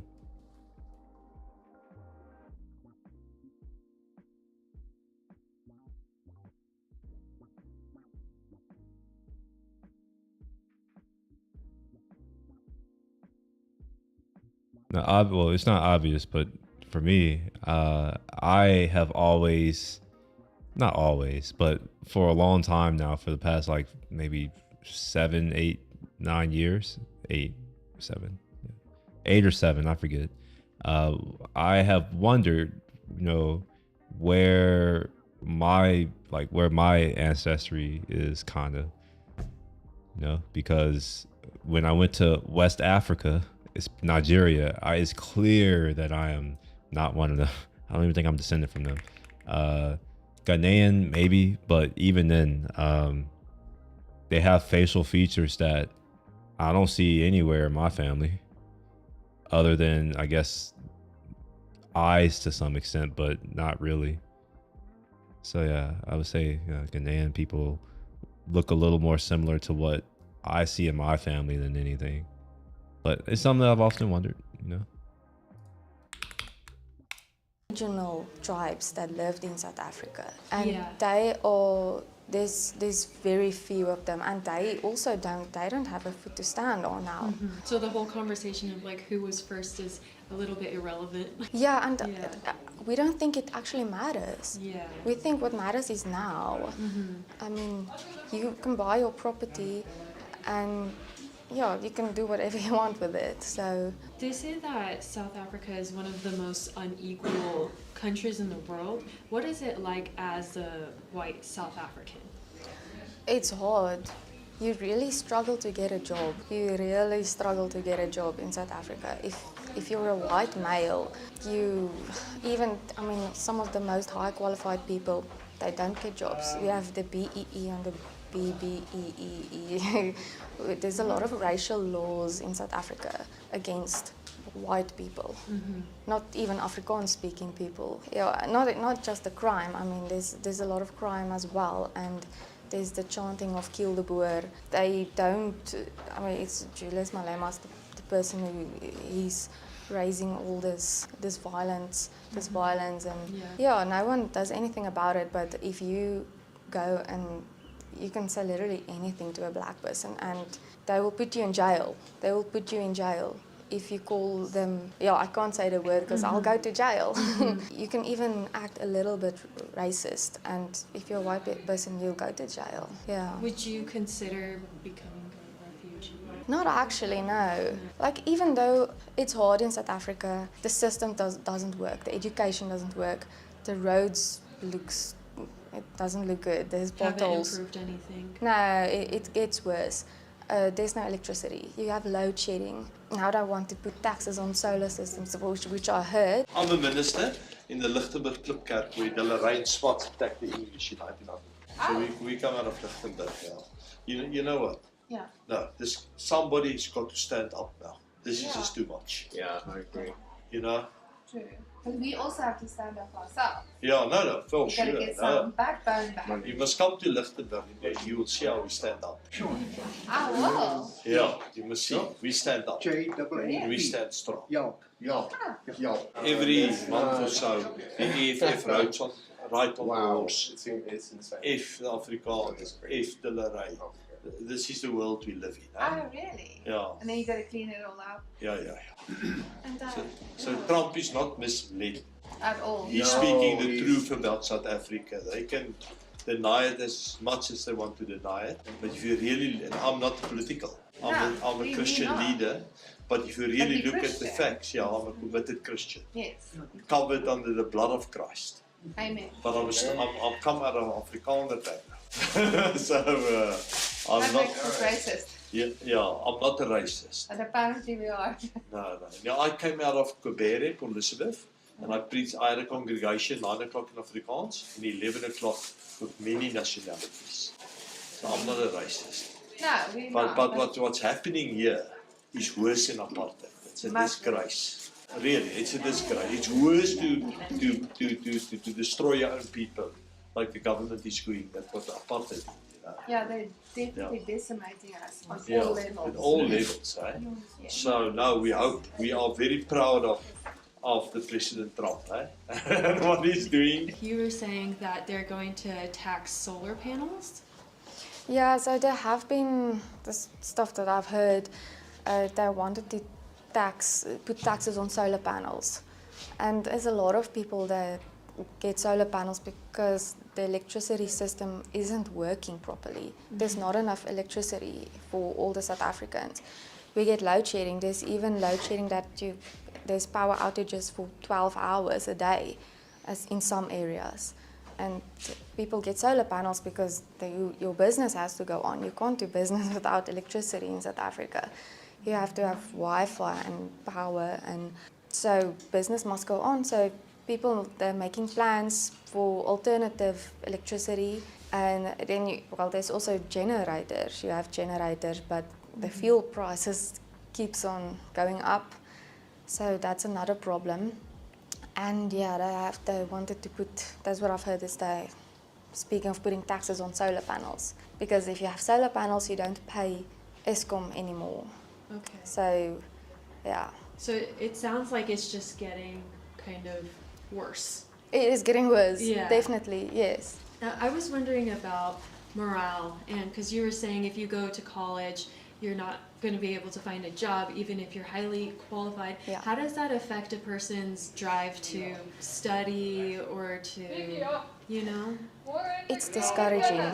It really is discouraging. I mean, there's one of my friends, he wanted to apply for veterinarian. Yes, veterinarian. And they don't take white males. It's impossible to come in as a white male. It's impossible. They barely even take males, but even less white people. A white male will not, his application won't go through. What kind of laws are there to non-discriminatory against white people? Is there anything to protect white people's, I mean, because they talk about inclusion, but it sounds like white people are being excluded. There's no laws that is. Yeah, this DEI crap is terrible. It didn't actually benefit anyone but, I mean, in our country at least, it seemed to benefit white women the most.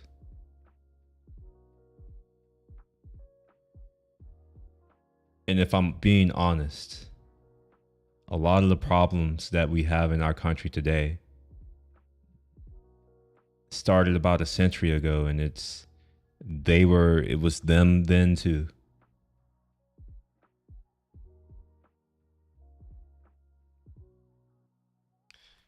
And it's something that I don't understand because, let's be real, white men built the strongest empires that the world have ever seen. There are no other group of women who have it better than white women, and even still, and I'm not saying all of them, let's be real, let's be honest, it's not all white women, but it's enough of them who are close enough to power, who for whatever reason are never satisfied. It kind of goes back to what I started out with at the beginning of the stream of why is it the case that so many people are not satisfied with what they have? And if we're being really honest, think about all of the machines that we have that were invented to make their lives easier so that their lives could be better. Oh, we don't want to do laundry. Okay, well, someone invents a washing machine. Doing the dishes is too hard. Okay, all right. Someone invents the dishwasher. Cooking takes too long. Okay, all right. Someone invents a microwave and crock pot. All these things have been invented to make domestic duties a lot easier. And when you apply a little bit of critical thought, you'll understand that most domestic duties were done by women.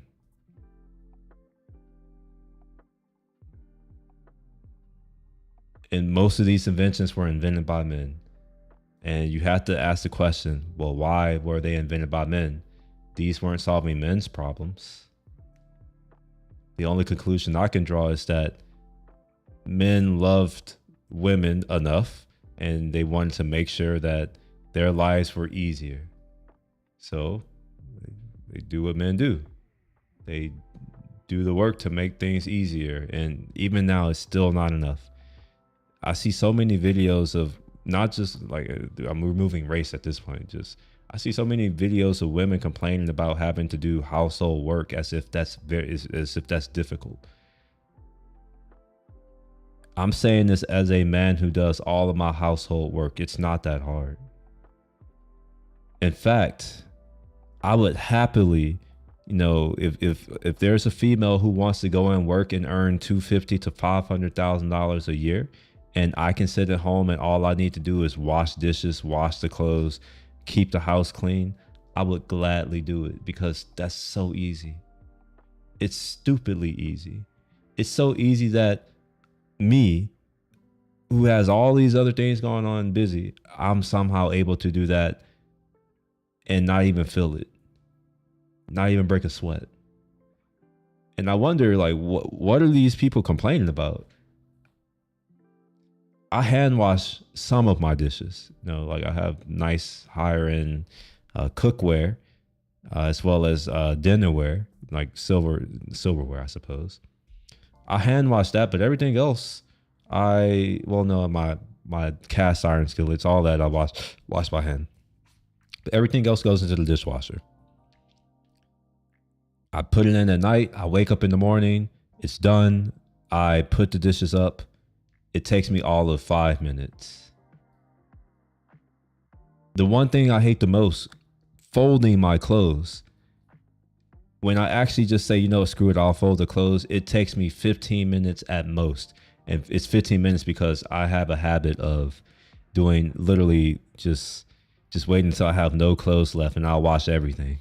And then I'll live out of my dryer for a week, and then I'll get pissed off and finally decide to, fold up stuff and hang it up. That takes me 10 minutes. It's not that hard. I clean my entire apartment for the most part by myself. Yes, I do have a maid that comes every 3 weeks, but for the most part, it's kind of maintenance, and just make sure that my place is spotless. None of this shit is hard. I cook my own food. It's not that hard.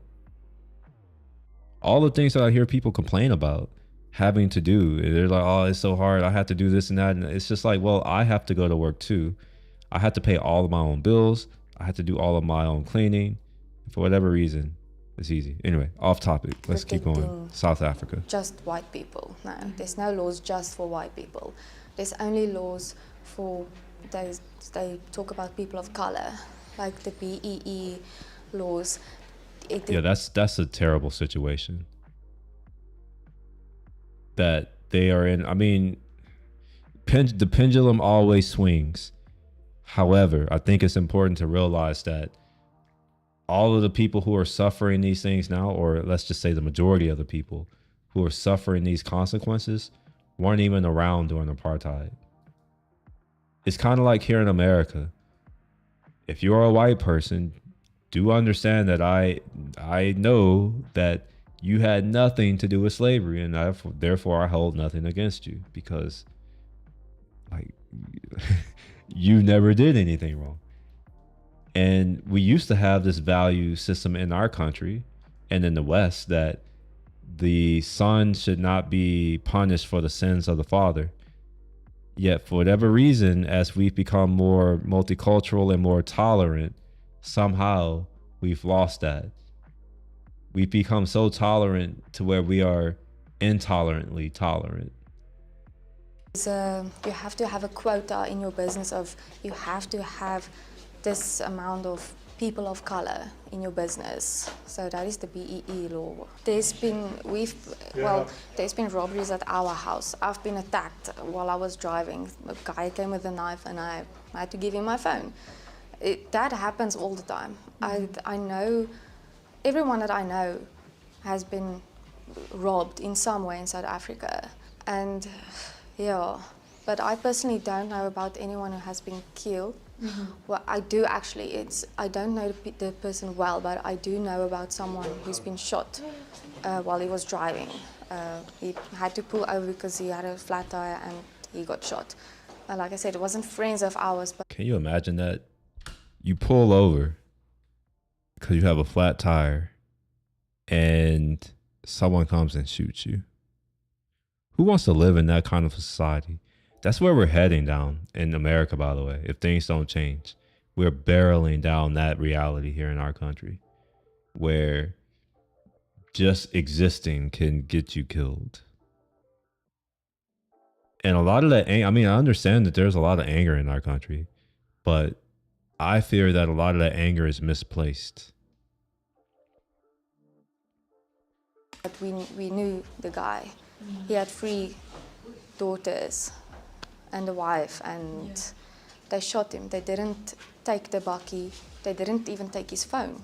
They just shot him, and he died. So there are a lot of laws against white people, but everyone is suffering.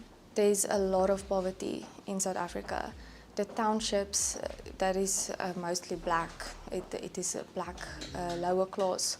There's a lot of crime in there. People get killed every day because of the poverty. everyone is suffering.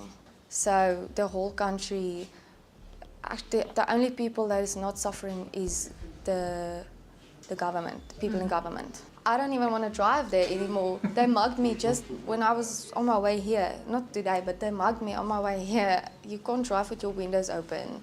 So how are we gonna? Now, just think about all of the people who are hating on Elon Musk, and they don't understand that the reason why Elon Musk and his family fled South Africa has a lot to do with some of these things that are happening. So for all of the folks who hate South Africa or hate Elon Musk, I wonder if they also hate the conditions that led to him coming to our country. And just imagine if Elon Musk would have been able to stay in South Africa and do all of the things that he's accomplished, how much of a boon that would have been for South Africa. Instead, because of their politics and their asshattery, they lost out on lots of people, because a lot of people they move from South Africa. A lot of white people especially. They lose out on very talented people who have a lot of potential. Because let's be real, the South Africa that, if you've ever seen or been there, the South Africa that exists wasn't technically built by the Zulu people. If you know anything about the Zulu people, they're the ones who would basically walking around naked with sticks and spears and shit. I hate to talk bad, but let's be real, their societies haven't produced anything of value to mankind, as far as I can tell. In the past 100 years, 200 years, 400, 500 years, what have these societies produced that benefit mankind? I can't think of a single thing. Now, I do know that there are those who are like, oh, well, they just steal everything that we create. And I'm just like, well, I call BS on that. Build a nation if we're not having enough births. After our time at the monument, we drove to a white farmer's land who has taken it upon himself to employ, feed, house, and care for other struggling Afrikaners. Mostly unemployed people, but he's also got a tile fixing company. I'm going to do a cultural school here, not on the syllabus of the government. They have a printing works, everything, so we get all the supplies and the books from them, and that's the syllabus we use. But I had to provide everything because the people, mostly the people here at my place, it's 80% of the people have no income. Wow. Not even a pension income.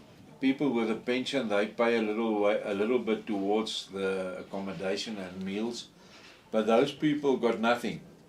So they can't pay for schooling, they can't pay for the books, they can't pay for the teachers. I paid everything out of my own pocket. Even the homeschooling syllabus, we cannot afford it. It's too expensive. In the western side of Pretoria, it's the poorer side of Pretoria. Yeah. Every corner there was a Nigerian selling drugs, and there was a total morality fall of all people there. So we decided to bring the people out of that situation to a place where we can sort of control the environment. Because this whole thing has a spiritual undertone. I started this because I got a message and I got a instruction from our Father to do that. I can't get anybody into heaven for him. Everybody has to do it himself. But I can create an environment that he can live where there's no drugs, there's no swearing, there's no people running around and sleeping with other one's wives and stuff like that. That I can control. And then the people can get the spiritual food that they need. Again, I can't force them. It's a free will. Everything according to us. We don't believe in churches. I don't agree with any church. We believe the church is in your heart. That is the church that Jesus came and founded on earth. And the Heart's Church, people are there to help the ones who have lesser than us. If you do not grab the hand of Jesus Christ, you will not come free from drugs. Yeah, amen. And if you do grab his hand and you're serious, I saw terrible drug addicts. The one specific person was a transvestite. He was a male prostitute. And he came free from drugs within 2 weeks, and it's one of the worst ones was heroin. And as he said to me, he said, I can't sleep. It's the worst pain that is now happening in my body because I don't use it anymore. And that guy slept like a baby. Because my big problem on this farm is when I opened this farm, I always say Satan opened the bottle store right at my gate. So that is much easier now to get booze, and that is our problem. They supply supermarkets with frozen vegetables, so we get all the waste. And that is why we are farming with the bush pigs, because a bush pig can convert vegetable matter into meat. In the end of the day, that is what my calling was to get people to come to get them into heaven. So we especially are very helpful towards the children. There's about 120 children here in school-going age and preschool. But on the other side, that is a lot. He spoke to the guy. So if there are 120 children, I can only assume that there are more adults. And then for it to be the case that 80% of them have no income, and I assume he's only talking about the adults, that sounds like it could potentially be hundreds, between 200 to 400 people that this man has decided that he's going to take care of. I wonder if this is the type of values or morality that we're demonizing in our country. Because I hear a lot of white bad, white evil, and I'm just, even if you don't agree with his religion, that's irrelevant. The man is still doing something to try to help people, and it seems like he's doing it. And if anyone were to talk down on this man, my only rebuttal would be, well, how many hundreds of people are you feeding right now? 0? Then who's the better person? It's kind of sad that these things are happening and occurring, and it seems that no one cares. And again, that scares me because I come from a group that, had no one cared, I would be a slave right now. I wouldn't be doing this live stream. But fortunately, there were people who gave a shit, even though they didn't have to.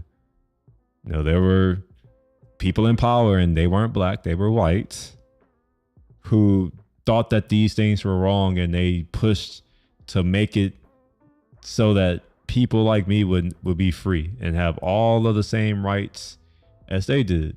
It would be seen as equals under the law. And here we are with, a group of people who have my skin complexion, and look at what they're doing. It makes you wonder. Guys, there's a lot of blacks at the bottle store there, and they were all robbing this whole area. Every night we on a group, it's robbing and whatever. And that he asked the guys there, why don't you rob the people on this side? This farm. He said to him, no, boss. On those people's posts on their fence, there is big guys with white clothes. That's what he said. I didn't say that. It's a black guy who said it. There is a spiritual element to these attacks. All farm attacks is a spiritual element. The Sangoma blesses the AK-47s. It blesses the cars. It slaughters a goat or a chicken, depending on the guys, and the blood is sprinkled on it. Yes. I had a lot of contacts when I was in jail. I wasn't in jail. I was in jail working as a spiritual consultant. And I met a lot of the black guys that they said they do that before they go. So I counter that spiritually. It's not the flesh, it's the spirit that they do this toy in. It's the Ubuntu spirit that we must attack. That is why we won't go. I believe I'm safe when I have Christ in me. That's my safety. And maybe the youngsters that's here that has got a family, they can go and start anew now. We are, I won't say proud people, but we are proud of our heritage, and this is where roots are lying for 400 years.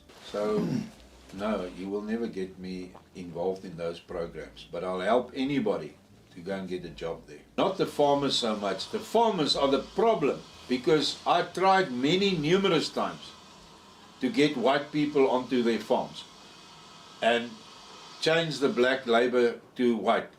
But we have about 800,000 white people that are at the moment has got no work. I guess the one thing that sounded like it could be confused is that you said that your farm is protected and that it's not being attacked, and some people might hear that and be like, oh, well, Donald Trump is lying about the attacks on farmers.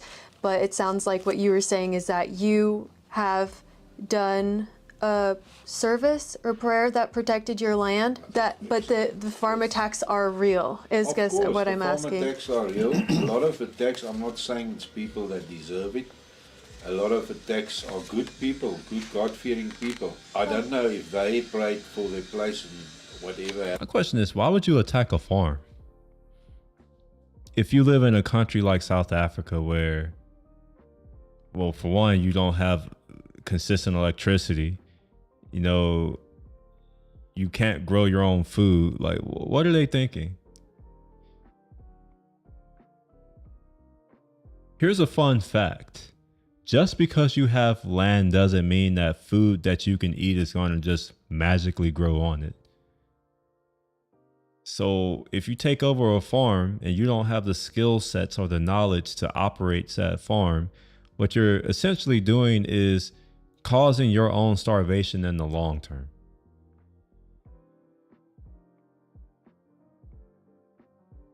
Zimbabwe found that out, by the way. But I just know that we have a system and we are protected under that system. But the farm attacks are still, my own father nearly died under a farm attack. He was stabbed 35 times and left for dead. But he was a strong guy. He was in his late 70s, and he survived it. So we are all in our families. There's no one that doesn't know somebody that's been attacked in a farm attack. 20th of January 2020, 4 o'clock in the morning. We lived in a split-level house. So we had a gate from the living area to the bedroom area. We thought we were safe, but it was January, it was hot. So we left the window of the bedroom open. They came with a ladder, 4 o'clock in the morning. When I woke up, I was sitting on the side of the bed, holding my head, blood streaming down my face. And I was later taken to hospital with 25 stitches in my head. You can, if you want to feel it. Oh yeah, wow. I was bleeding like a pig. That morning when I came back from hospital, my wife said, we're leaving today.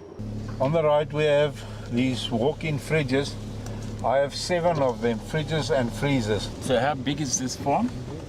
33 hectares. On the right-hand side is our bush pigs. These are bush pigs. We then drove around this massive farm where many Afrikaners live and work and stay productive during the days. And then a siren was going off because it was 4 o'clock, and that meant that it was time for a meal. Supper. I read online that 400,000 white people in South Africa live in settlements. Kan ons nou dankie sê asseblief mense? Yeshua, dankie weer eens vir al die barmhartigheid, liefde, seëninge Vader, vir dit wat ons so mildelik elke dag uit die hand ontvang. Seën asseblief vir ons die voedsel in ons liggame. They still speak Seën die Dutch. mense That's wat surprising. ons geskenk het. Ons nooi uit om die ete saam met ons te geniet. Dankie Yeshua. Amen. Amen. May the be punished.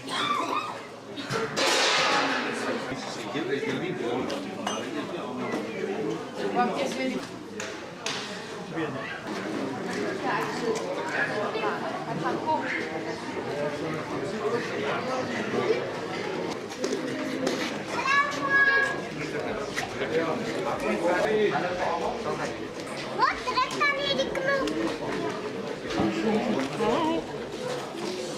Wat trekt dan hier die knop? Waar staan die foto's? What's your name? Die knoppie. Do you speak English? Wat is die dan?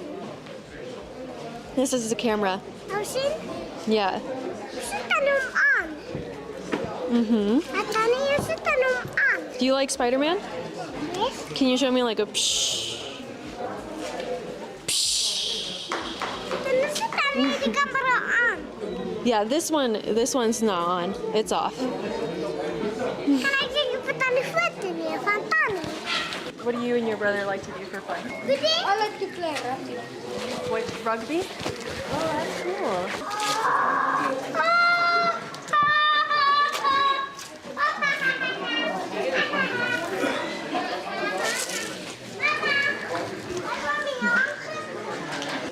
How many brothers or sisters do you have? I have 2 sisters and 2 girls and 2 boys. It was pretty shocking to see this mom and her kids and other children running around. Also, the people in this line look very motivated and they look willing and able to work, and it's very sad that they're not given the opportunities in their country. Makes me kind of feel like privilege isn't just about being white. Yes, yes. No, definitely. Make sure you are subscribed. See you next time. Bye. Hey, we'll just start. As well. Yeah, that's unfortunate. That's not good at all. Yeah, what do y'all think of that? Like, it's that's not good at all. And this is the video that I talked about last time from a creator who I've been subscribed to for years. Back when he was living in China, actually. And he released this, 3 years ago now, a little bit ago, because this stuff has been happening for a while, and he talked about it, and he talked about his experience of when he was almost murdered. In fact, there have been 2 instances where it's happened, and that's why he fled South Africa, and he ended up living in China. He now lives here in America, and it's very interesting to me how the people who come to America from other countries, they can see what's happening in our country, but a lot of the people who live here in our country don't seem to see it. I get Cultural Revolution vibes. There's this book by, I think her name is Nian Chang. Let me see. Maybe it's Nian Chang. Nian Chang. Yeah, this lady here. So she died, not that long ago. I guess it is a while now. It's like, I guess 2009 was what? Over like 16, 17 years ago. But she wrote a book called Life and Death in Shanghai. And she recounts her experience during the Cultural Revolution. And what strikes me is the similarities to what's going on now here in America, where it was a revolution, organized by the top politicians at top, but it was acted out by children in the schools, the colleges. It's the children that destroyed it. They destroyed all of the olds. It was the 4 olds. That's one of the things I remember. Maybe she talks about it. Maybe it's talked about here. And I'm not sure if y'all would be into this, but I would, if y'all are unwilling to go purchase the book and read it yourself, because I recommend this book to everyone. In fact, it's on my list of books that you should definitely read. Let me go to my link tree right quick. .com/I-am-Will-Shepherd. Okay, obviously that's not my link tree. All right, what the hell is my link tree? Link. Oh, you know what? I have a man. Sometimes I'm dumb. I can just go to my channel because I have a link to it. Oh, wait, no, I can't go to my channel. Look at that. What do you know? I can't go to my channel. Of course. Why would I be able to do that on YouTube? Man. This is such a trash. This is the best. This is AI. This has to be AI at work. I can't get to my own YouTube page. This doesn't take me to my YouTube. Oh, now it does. That is interesting. What the fuck? Okay, that is strange. Here we go. So we see here, Life and Death in Shanghai. It's even here. I would be down to read it. Like, I've read it once, and then I'll let my friend borrow it, and I don't know if she's actually read it. By the way, have you read that book? If you happen to see this, she's probably not watching. But I let my friend borrow it. I was like, read this book. And I just bought it again. I was just like, I'll just buy another version of it. Because I have this fear, and maybe it's an unreasonable fear, that books are going to be banned. And I think I have this fear because I read a lot of books when I was growing up about books being banned or burned or destroyed in the past. And then there are novels and, you know, these fictional works about the future and that kind of stuff happening. And if you believe that the future often repeats, well, you can understand why I may be a little afraid that eventually these books won't be available. So I now purchase physical books. I no longer get audio books, and I no longer get Kindle books, because at the end of the day, if it's digital, that means that someone else can control it. Whereas if it's a book in print, physical that I have, you can't control it. You can't analyze what I do with it. You can't do anything. So I've started to value physical books even more, often to the point to where I will spend a ridiculous amount of money for the physical book over the digital one. Even then, like the digital books, I don't even see why they're so expensive, because the distribution is so cheap and the cost is basically nil, you know? But yeah, I've had books shipped from other countries, because there are some books that you can't get here in America. We're supposed to be such a free and open society. However, when you start to learn that there are books that you can't buy here because of the powers that be, it makes you wonder, if they had to tell me that I'm free, am I really free? Anyway, what I was getting at is I would be happy to read this book as a part of a live stream series where, you know, I just read it and we can talk about it, or not. I don't even know why I asked. Never mind. I'm going to assume no one wants to do that. Okay, so my food that I ordered is here. So I'm going to get ready to go eat. So if you enjoyed this stream so far today, I would appreciate a thumbs up, a like. That does help. If you want to see more of this type of stuff, also a thumbs up will help. And you can subscribe to me if you like, and follow me on Twitch if you like. You can also follow me on Instagram. Y'all just saw my link tree. You can see how you get there if you're able to get to my channel. I can't even get to my channel sometimes, but if you're able to get to my channel, there is a link to my link tree where you can click there. You can follow me on Instagram too, and other places.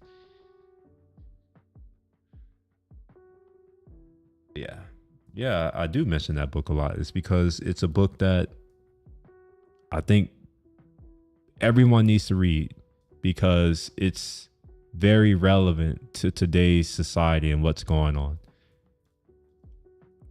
We are in a cultural revolution, but people don't know it, and they don't know what the result of that is going to be. And for whatever reason, the people who are acting it out think that their life is going to be better as a result of it. And what they don't realize is that that's not how things work. Useful idiots are always slaughtered after they're no longer needed, or they are relegated to irrelevance when they're no longer needed. And guess what happened?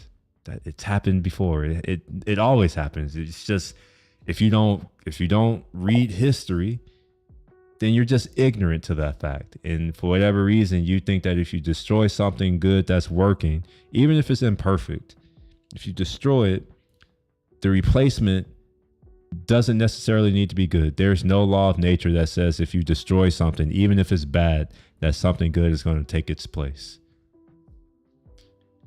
All you have to do is look at Iraq to understand that. When Saddam Hussein was taken out, well, where did that end up at? Well, now we have a Iran problem.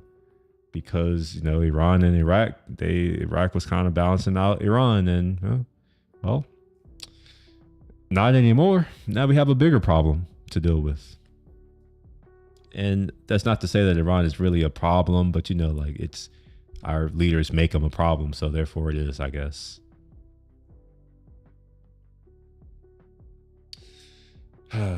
But yeah, if y'all, I see that there's more people here now. If you just now got here, my bad, I'm about to leave. But you can give it a thumbs up before you leave. That does help. It costs you nothing. Until then, I will see y'all maybe tomorrow, maybe, potentially. I have some things that I gotta do tomorrow. And this is my food, so I'm out. Y'all have a good one.